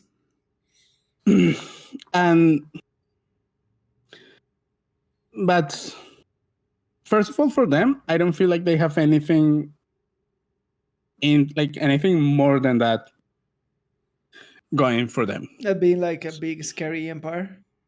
Yeah. So, and they're not that scary. Like, yes, if you're going for a scary, these big red monsters are not that scary. All right, fair. In my opinion. Yeah, they're just big turtles. Big tortoises with small heads to shoot at. Yeah.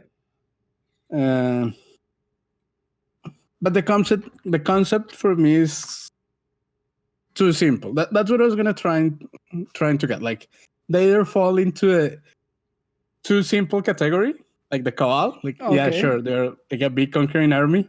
Yeah. Or the Hex. Yeah, they're just Vex. AI machines. The Vex, yeah. Yeah.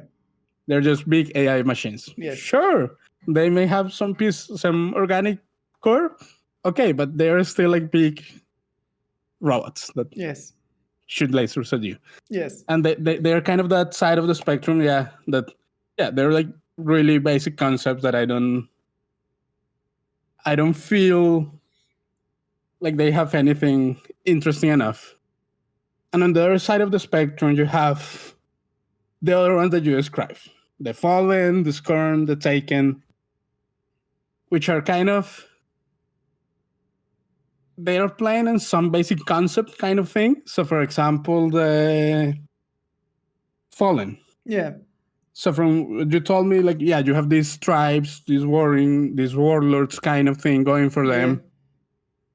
But were this like this technology, like they were touched by the light and they developed technology, but you never see that in game, and it's kind of never what? And like you have all that part, so it's like super convoluted lore and story. Supposedly the way that you see the Fallen technology go through is through the servitors, right? The big balls, those are Fallen. Yeah, sure. But that doesn't seem super technologically advanced for what the whole game is presenting you, you know? Yeah. Like, we have big time traveling, space traveling races. So yeah, a big servitor. Sure, why not? That seems kind of standard, you know? Yeah. It's expected. It's not like, oh yeah, this is a big leap technological thing. Yeah.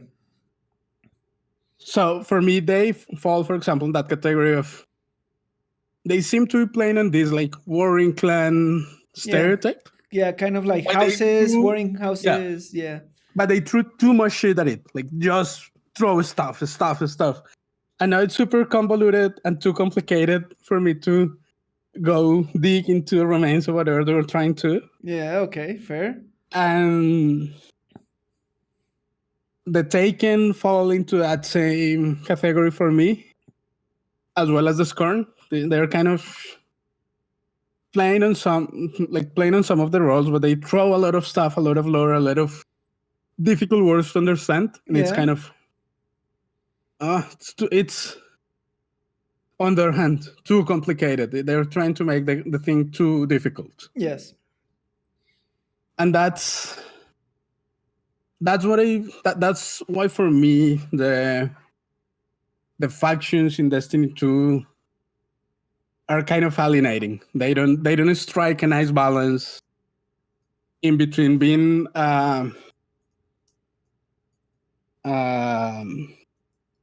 forgot a relatable concept. Yep. With an interesting twist. All right. Yeah.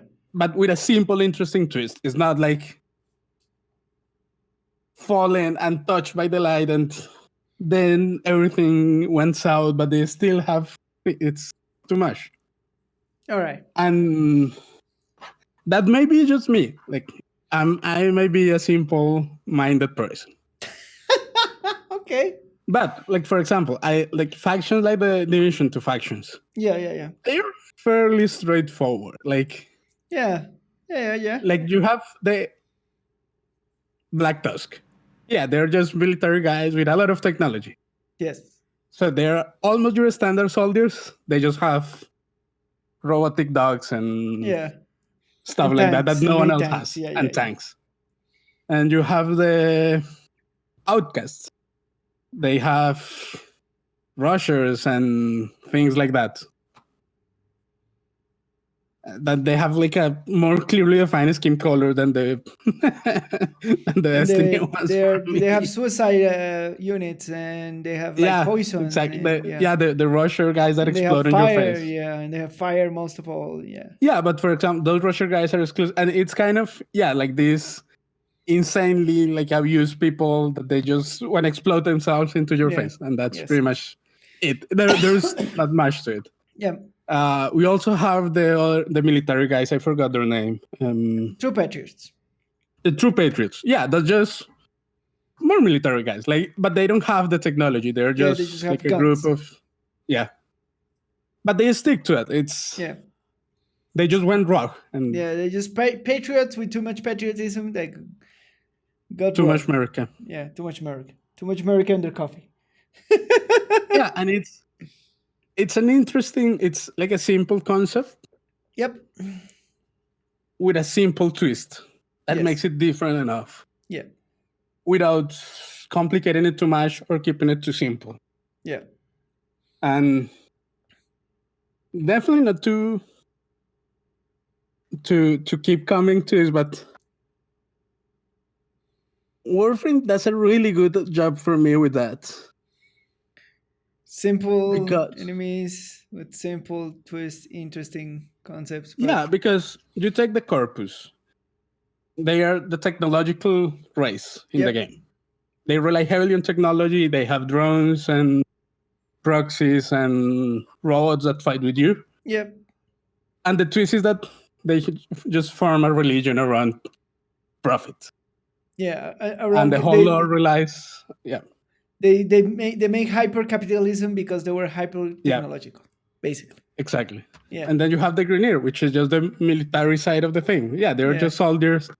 And the twist is they're just genetically deformed. And Yeah, they're just so because they many, keep so cloning many themselves. clones. Yeah, so many clones, and they're so reliable in one another that they become hyper communist, and they have queens.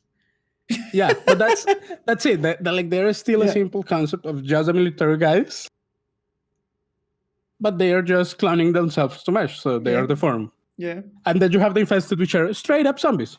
Yeah, straight out infection.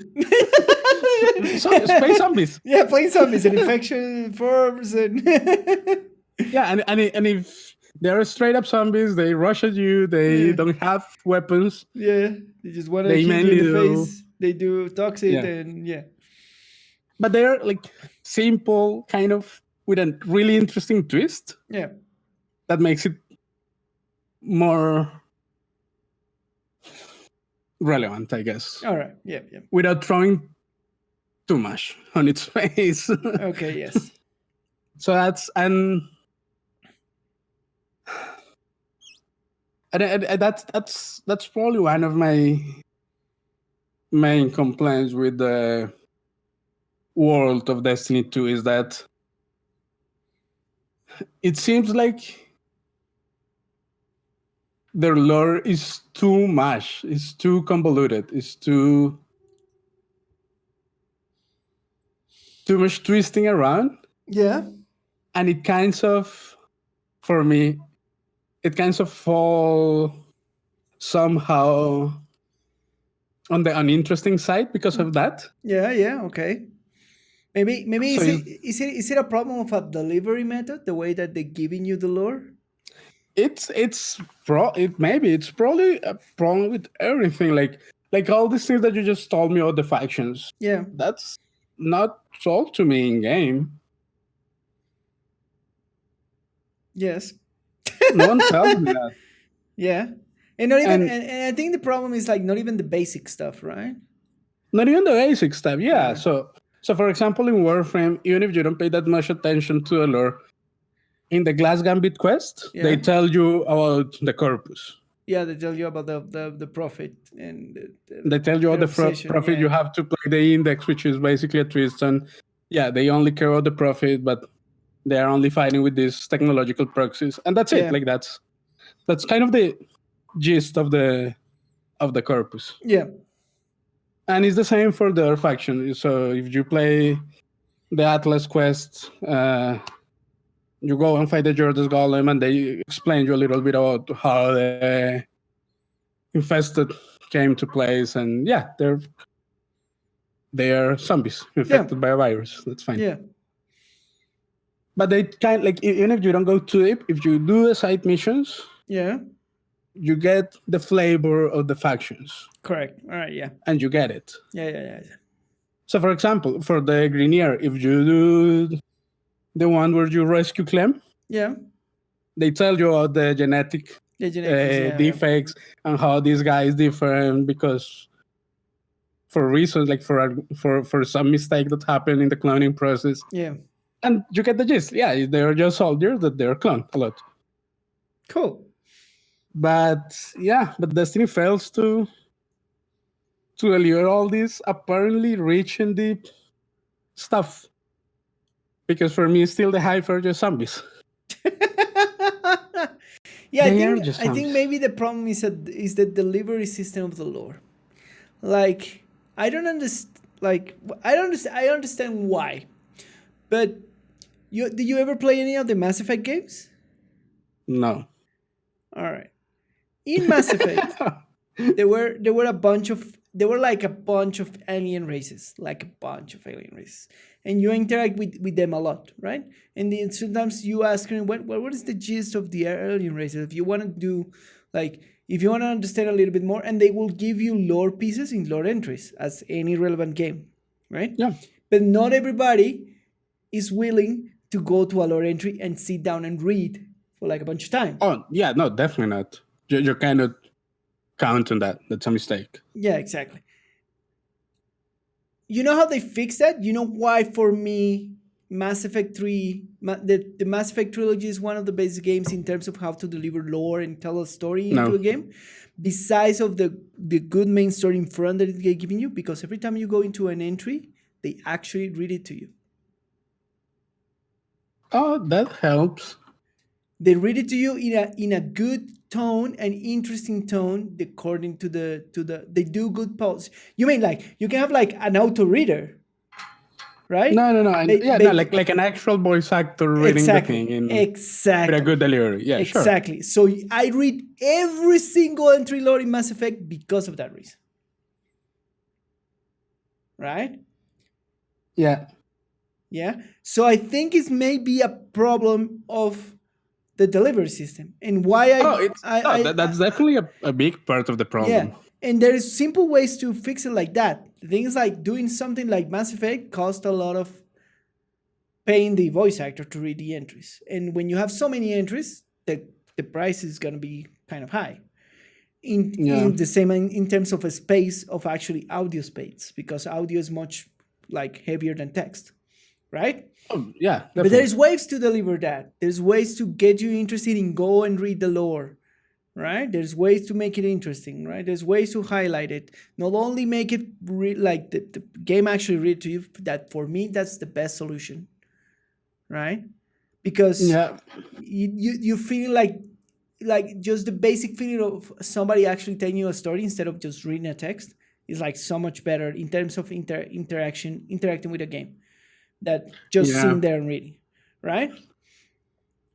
Or even if they present it to you in interesting ways, right? Like the way that Warframe presents to you lore entries in text, that they actually like put the text in the middle, and they like it kind of moves, and it has some like pictures at the side. So while you read the text, you see the pictures. That kind of thing, right? You know where Warframe does a really good job presenting you small lore in the Nightwave. Yeah, exactly. For It's a example, short diorama. They pan out the camera and they have like a voice or telling exactly. you a little bit of story. And you know how Destiny presents you the expanded lore? Oh, I have no idea. I've never looked The into it.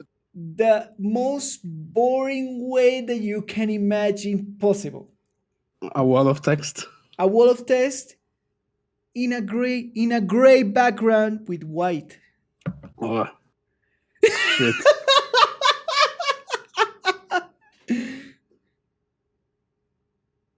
with like Yeah, with like a little cover book at the side.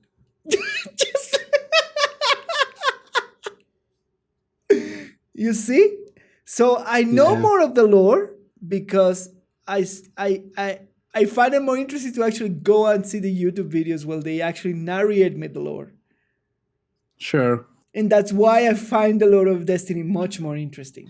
That's fair. They could do that, but honestly speaking, the gold standard should be to present the lore in game. Yes, of And course, the majority of the I, lore should be in game. yeah, Like and I'm gonna say, you should do an honest effort in your game to actually try to present the lore in game as much as possible. yeah, As and much as possible. for me, Blizzard used to be the gold standard with that, with Yeah. their RTS games.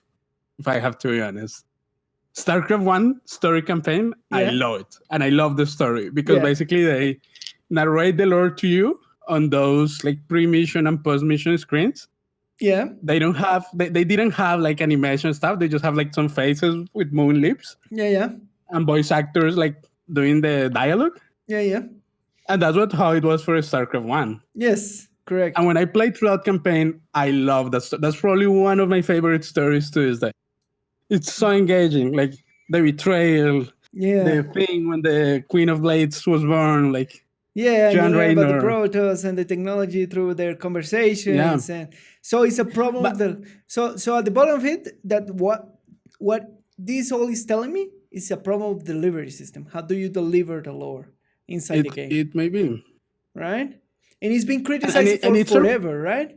Because at the yeah. beginning of Destiny 1, they had like the grimoire, which was like lore entries, but they didn't have it in game. You have to go to another website and that's even open the worse. grimoire. Yes. So like what? Baby steps, but baby ant steps. Yeah, you know, Warframe used to have that same problem Yeah. because the lore at the beginning of the game was given like on wall of text on the Warframe descriptions, Yeah. Yeah. Yeah. Yeah. like the Rhino one or the Ember one, which are like Yeah. huge wall of text on their actual like codex entries. Yes. Yes. Yes.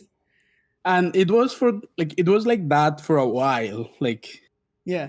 like they will give you a lore like that, and I think they realized pretty soon that that was Terrible way to a put on. terrible way to deliver lore, and that's Yeah. when they sadly they stopped doing the Prime trailers. Yeah. They don't do the Prime Warframe trailers. They don't do it anymore.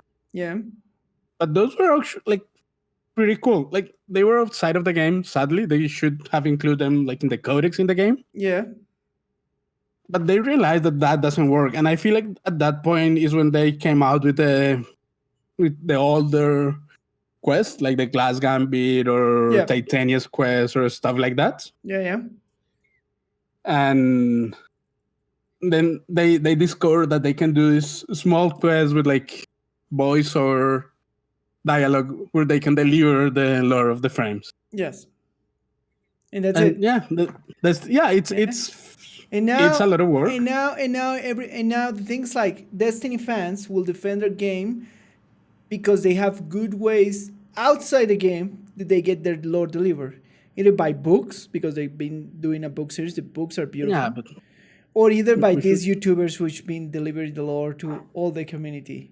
Right? But now I think that for all this time they're living it like that because their community is happy with those type of deliveries. So they keep doing these entries. They keep doing these horrible entries, right? we should strive for better delivery. We should strive for better every time, right? We should. Yeah.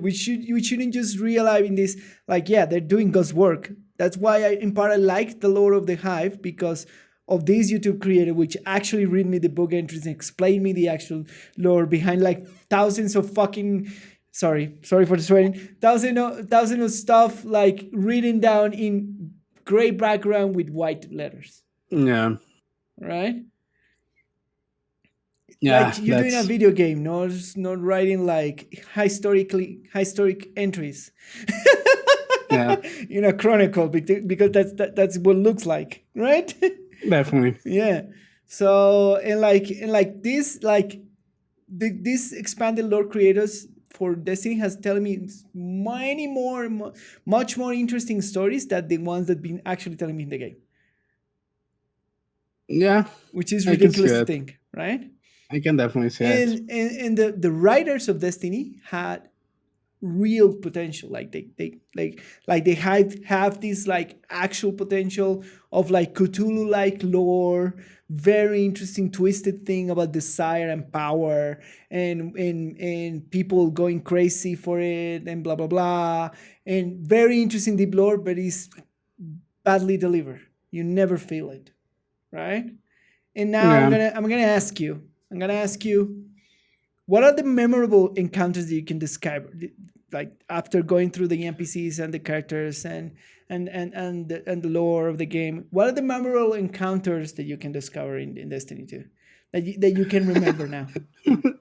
That I want to kill Kate. Besides that, there's any boss that actually make you like oh my god, super interesting, I want to kill this boss? What a crazy thing Let me to see. think about it for a second.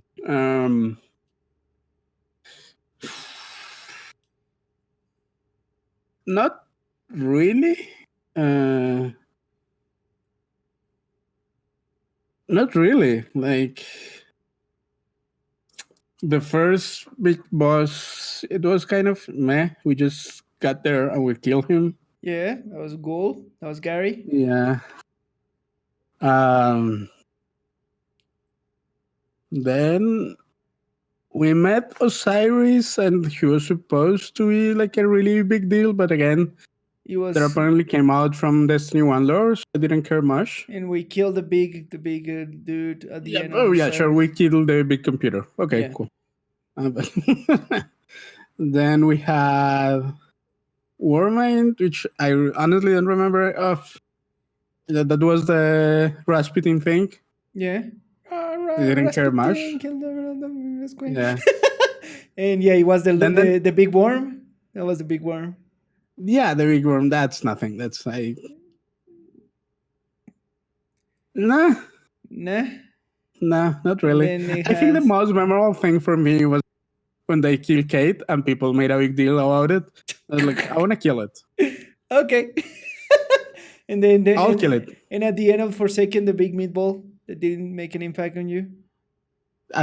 Which one? The big meatball What big meatball? at the end of Forsaken. Oh, yeah, no. I remember, but no. And then I we just cannot remember. say anything about. I can say about encounters in raids. There's some interesting bosses in raids. And I will say, like, I have never computer right, but I will say this. yeah, Out of, like, if they were to motivate me to do a raid at least once for the lore, they have failed with the lore delivery. Because at the end of the lore, you're supposed to have this big boss that is relevant to the lore and to the world. yeah, And we're going to kill it on the raid, that it's a huge effort for the Guardians or correct. whatever.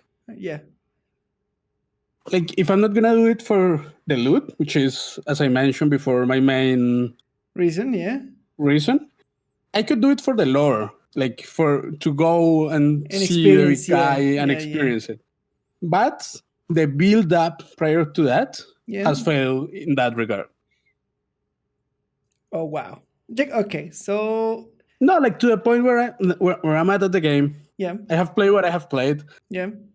There is nothing there that it's telling me, oh yeah, the big bad boy in the raid, we have to go and kill it. I haven't feel it. Like, it's not that they I haven't don't told feel me, the like, yeah, necessity sure. of going raiding for. But I don't feel it. Like, Yeah. like, yeah, like all this lore has been so interesting so far, and I want to meet this huge boss at the end of the raid and fight it because I care about the people of the no. No. You know what I mean? Yeah.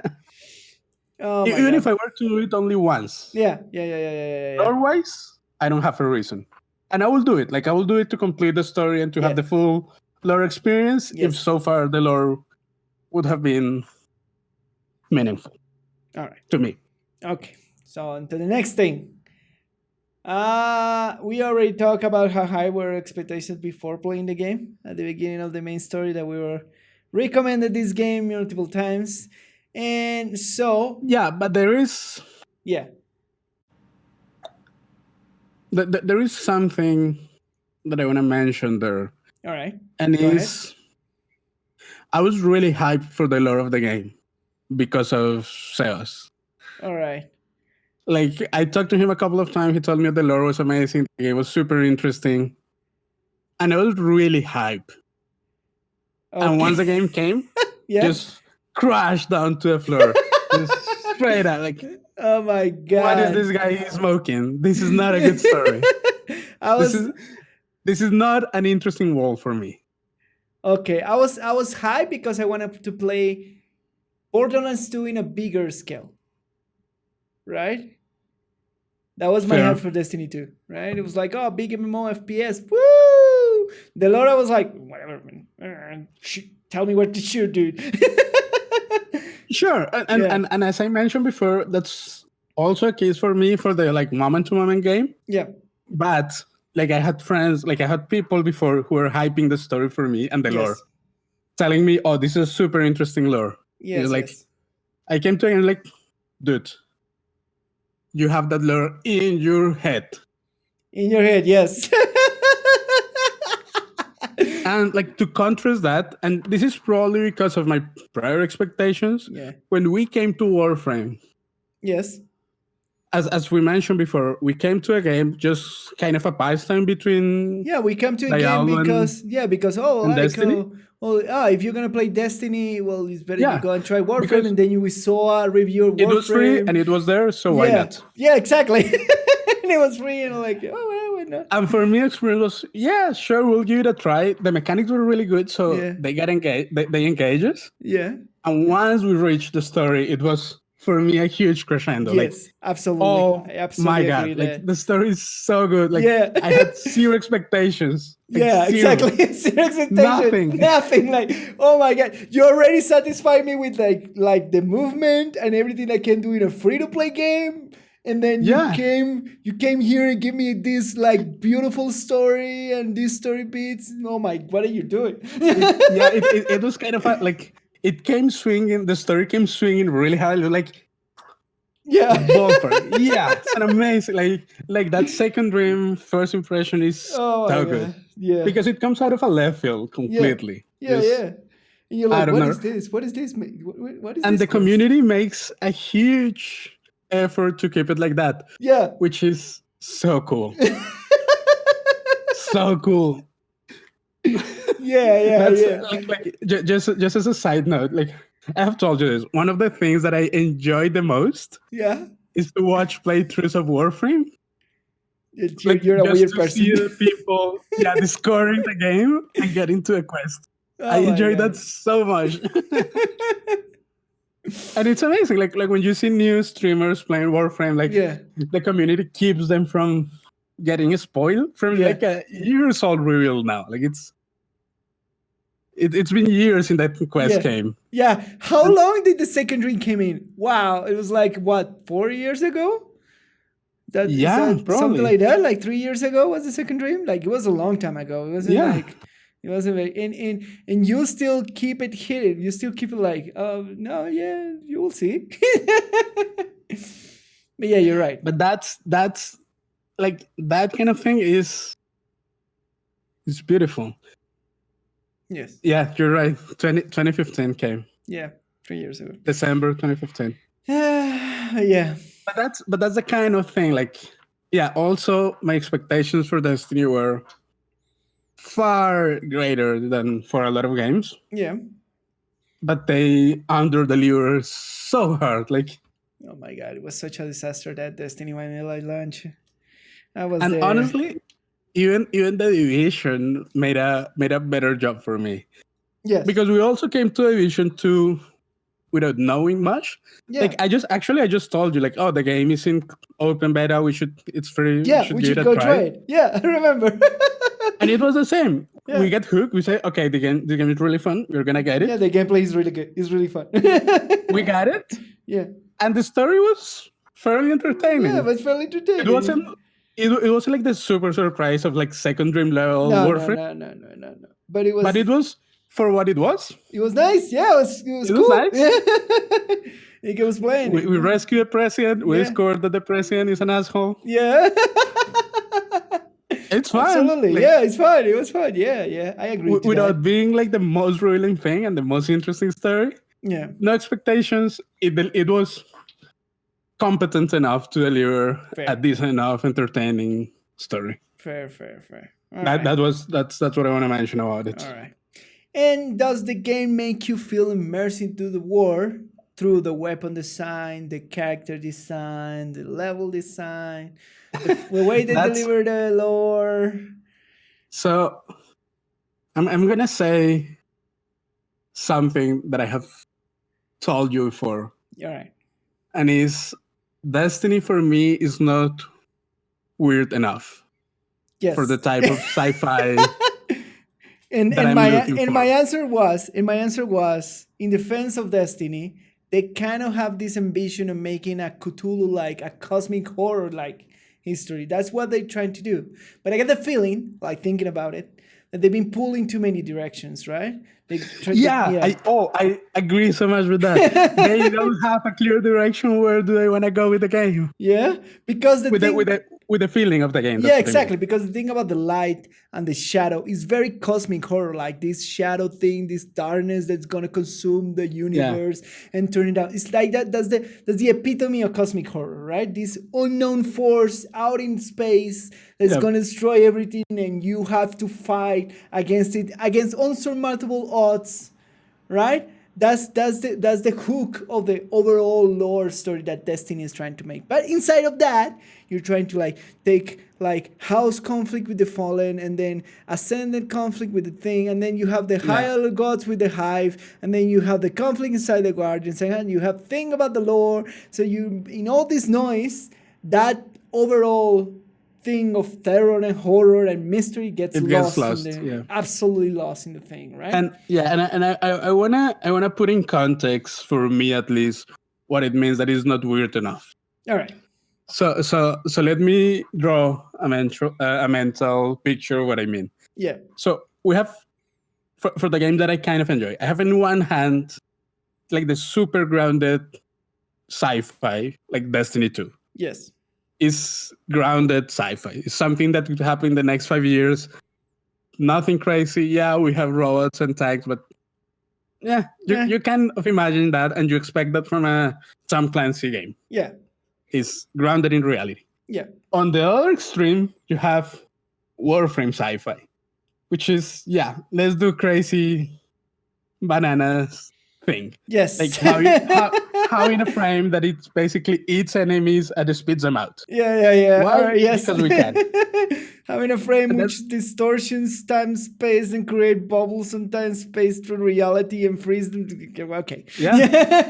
So that's for me the opposite end of that spectrum. Is they are doing weird stuff. Yeah. And their own flavor of their weird sci-fi. And you can see the different things that influence their design. Because the interesting thing about the lore of Warfare, like comparing it with this cosmic horror, is that they have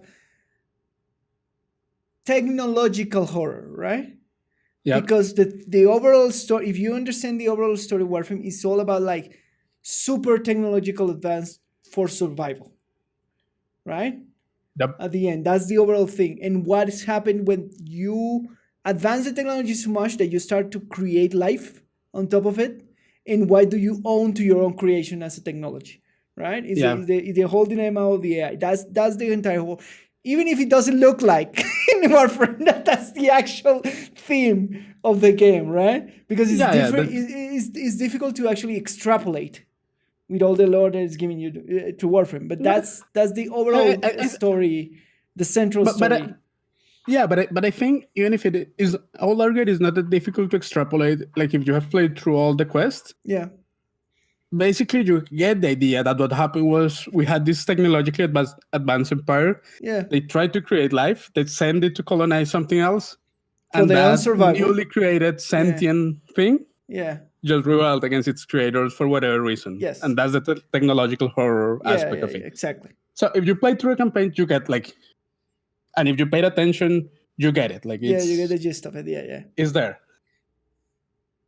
But they're doing also like they have their own aesthetic, and that's where I was going when I mentioned like weapon and character design. Yeah. Like the Warframe aesthetic is really their own thing. Yeah. Like if you have ever seen a Warframe or their weapons or their enemies, no one else is doing anything like that. Like with that flavor.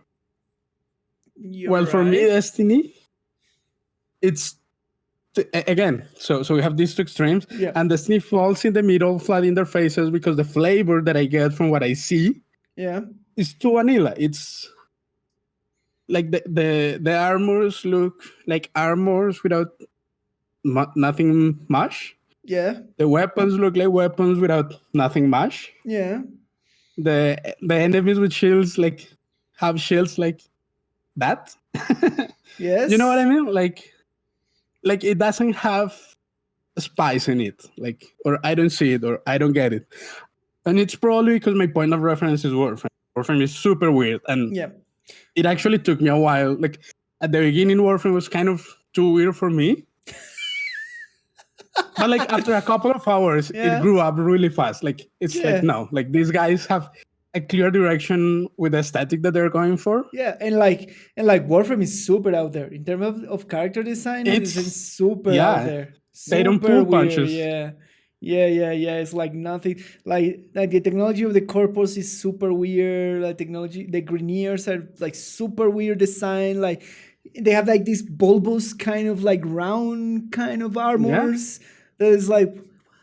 But that's my point. And then when you find out that they actually have those armors, so because their flesh is too fleshy, so it doesn't lose flesh, you're like, oh my God, Jesus. But that's it.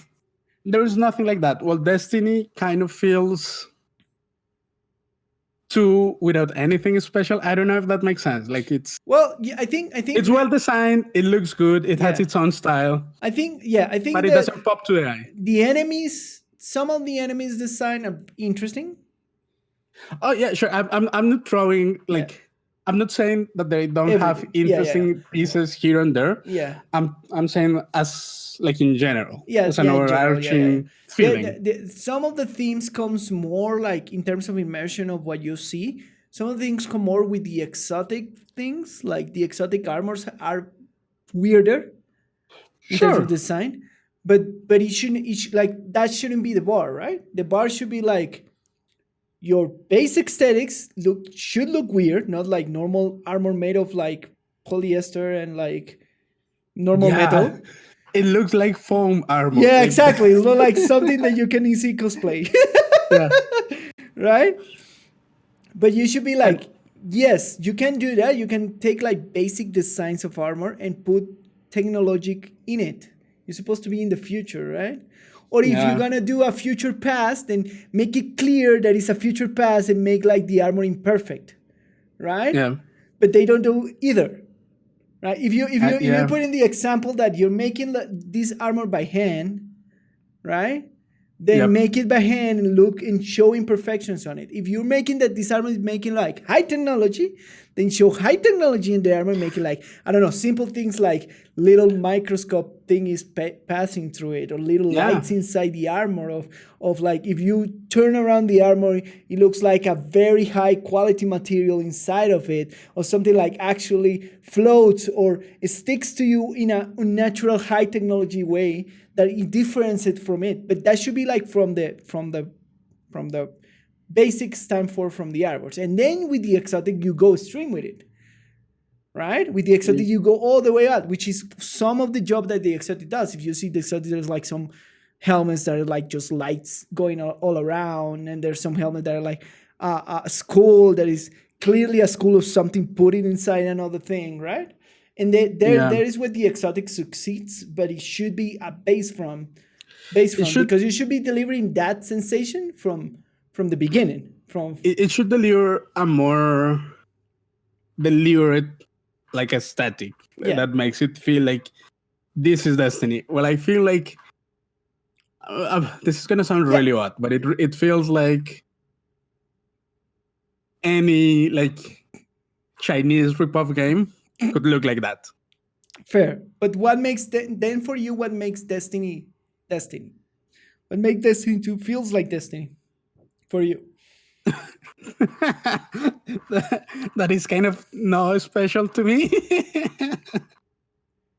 there is actually not much. Like, I cannot. What could it be? Let me think for a second, because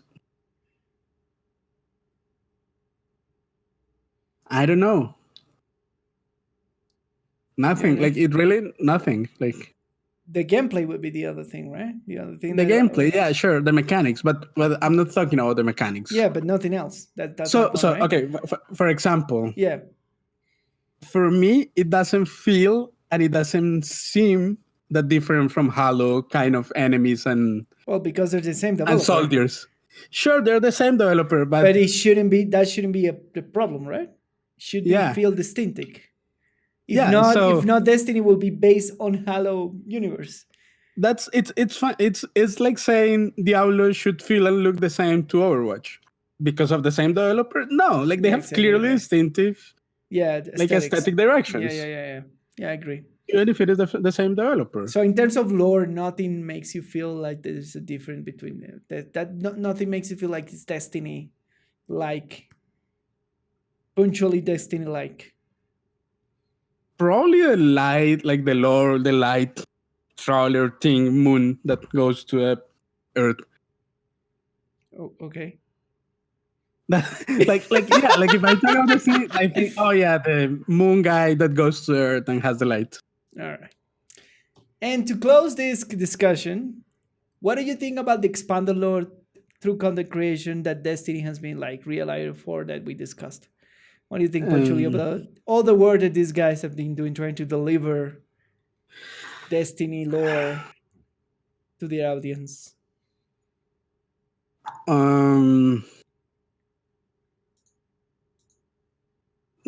like honestly, not much, because I haven't engaged that much with that content, and you probably have engaged way more than me with the Destiny content in YouTube or whatever. But overall, what you think about expanding lore through content creation, like in general, besides Destiny, because every game has kind of that. That's a common thing nowadays. Yeah. I feel, for example, just to take another game as an example, I feel like Overwatch does a better job somehow, because there is no lore in Overwatch about the characters. Like, all the lore that we know comes from like the trailers that they do. The release and the bios that they release, and some of the mini quests that they do in the seasons. Yeah, like the couple of one or two events that they have put that have some lore tied to them. Yeah. But the bulk of the lore is presented to us outside of the game. Yeah. Yes. And for some reason, I feel more engaged with that. All right. Yep. And I think I think for closing this, I think this is one of the criticisms, but at the same time, good, interesting thing about the lore in Destiny is that I feel that the content creations have made such a good job at delivering all this lore to the community that the developers, and it's my personal opinion, right?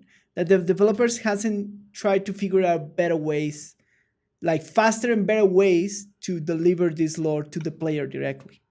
Because I see. at this point of the game, you have like 3 or 4 content creators of lore very active Yeah, in the community, delivering all this heavy lore. That they've been delivered the same for like 2 years that been Destiny alive, 2 3 years that I been see. Destiny alive, Yeah, right?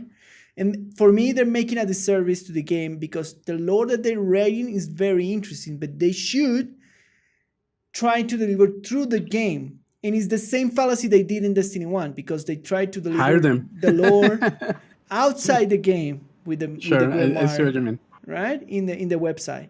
They want to disconnect all that lore, all those great writers that they have in house, create an expanded lore for all these factions and all this war, trying to flesh it out. But they just put books out about I it, see. right? Instead of delivering straight into the game as it should be in some shape or way or form. So I feel like they're realizing too much about the lore creation side, right? For example, me, if I kind of like Destiny, I kind of like play Destiny 2, but if I want actually to, the points where I get more excited about Destiny 2, playing Destiny 2 is after watching one of these lore videos, and they tell me the story about and they tell me the actual interesting lore narrated about the activity that I'm gonna do, I see. right? And that's when I get excited to go. That's when I say, "Wow, I would like to play Destiny 2." Because now that I know the lore, I will check this place and know exactly what that means and why it's there. And then That when I makes do and sense. play, and then now I know why is this here and with this happening. And now I know why this person is telling me what he's telling me, right? Yeah, And you enjoyed it a little bit more, right? But is that are they making a disservice because they're not pushing the developer to be better at delivering the lore, the deep lore that Destiny 2 has? And that's my that's conclusion about lore in Destiny 2. yeah. There is there is something that I want to mention. It may sound so far like I need the I need like the lore and the world around the game Yep. to be like super engaging and help like my immersion experience Yeah. to enjoy the most. Yeah. And that's like I'll say that that's not the case because I'm giving Destiny a lot of flack for like being so disjointed, Yes. honestly. All right. But yes, I'm criticizing it really hard. But I will argue that that's not necessarily a case based on 2 examples. One is Warframe, where I can walk around as a pink fairy in a Yes. really dark and grim universe, and I Yeah. still can feel the dark and greenness of the universe. Yeah. All right. And the second one is actually a mobile game that I play that is about anthropomorphized weapons, like with an Oh my anime God! Here style, it goes with the waifus. basically. But it's like if you look at the game and the aesthetic of the game is just like cute girls Yes. anthropomorphizing weapons. So it's like all pink and bowly, like yeah. Yeah. But like the game has a story mode, and the Yes. story is actually like super dark. It's like about this weapon that has PTSD because it betrays some of his friends, and the story itself is like super dark and grim and like the world in disarray. But that's completely disjointed from the game. And I'm and the point that I'm super engaged with the game. Yeah. And what I'm trying to say that I don't need like my experience in game to be like super in tune with the world, Yeah. but I need to be convinced that the world exists actually somehow. And that's what Destiny fails to me. Like, sure, even in Warframe as a pink rhino jumping around, which Yeah. is not dark or grim at all, Yeah. I'm still aware of the darkness of the Warframe world, Yes. and I enjoy that. And for me, that's one of the things that fails for Destiny, like most fundamental. Yeah, sure, I'm this guardian jumping around, but I don't feel any stress in the world. I'm not aware of any people should like attacking the planets. Like, yes, they are there, but the game has never give me that feeling throughout the gameplay. All right. That's kind of where I'm at. Is Like, that your final thought? yeah. Is that your final word? That's it. That's Destiny. Yes. All right. That's where it fails. That was our discussion about Destiny 2 lore, and I hope we shine some light through it. Or we are horribly wrong, and we do nothing. Either way. Either way, I hope you enjoyed this. Now we're gonna go with some of your audience feedback and questions about last week's topic, which was Destiny 2 mechanics and design and kind of stuff.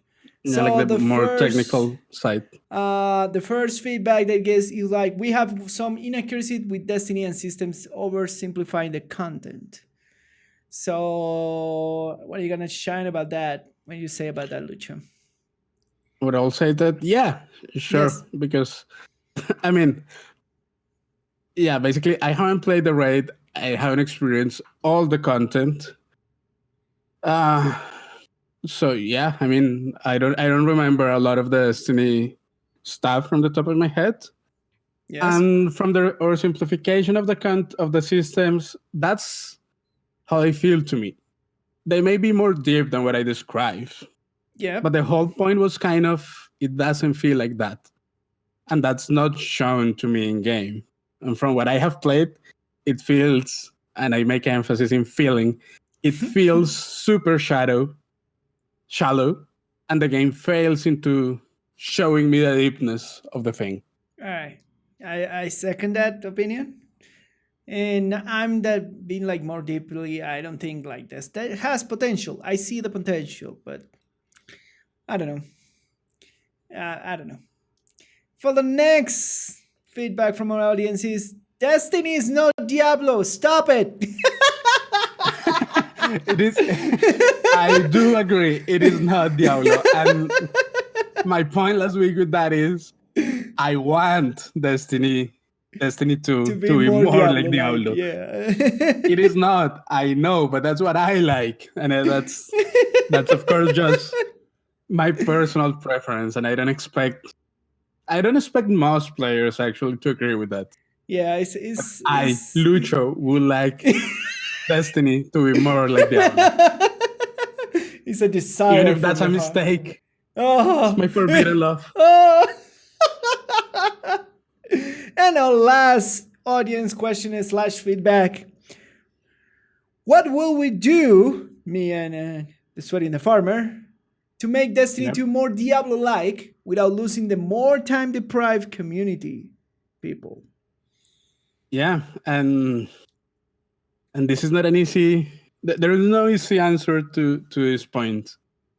And we'll actually deep into this in a later episode where, because so far we have criticized Destiny a lot, and it will be interesting to put forward our own ideas to see if we can get if we can get to a theoretical place where we can cater to a more hardcore audience like Diablo. Like I want to kill enemies with numbers. Yes. And the more casual, or like the community that doesn't want to like invest huge amounts of time on spreadsheets to kill super efficiently. I think you, about this question, I think you cannot have it both ways entirely. You can have a happy middle sometimes if you do it correctly. And it is a war theme. I agree with Lucho. It's a war theme. I'm gonna throw something out there for a future episode, and I think Monster Hunter is at a really happy middle ground. Oh my god! You just opened a big can of worms. I know. I know. It's just become That's the kind intention. of worse. Oh my god! What? How do you Yeah. even compare? How do you even Oh. like? I have it on my head. We'll you talk do- about this. Oh my god! No, don't do it. How do you even? How do you even? I know. And that's it. That's all our audience question feedback. Yeah, that's all for this week's episode. Once again, thanks for tuning in into A Sweaty a Farmer and the Game Design. Yeah. My name is Lucho, and you can find me on Twitter at LuisLG Polanco. And I am the Long Name Gamer, and you can find me on Twitter at the Long Name Gamer and on Twitch on www.twitch.tv/TLNG, where I stream Mondays to Fridays a lot of the games that we talk about here. Don't forget to share, like, and subscribe to the Sweaty the Farmer and the Game Design. See you next time. Bye. Bye.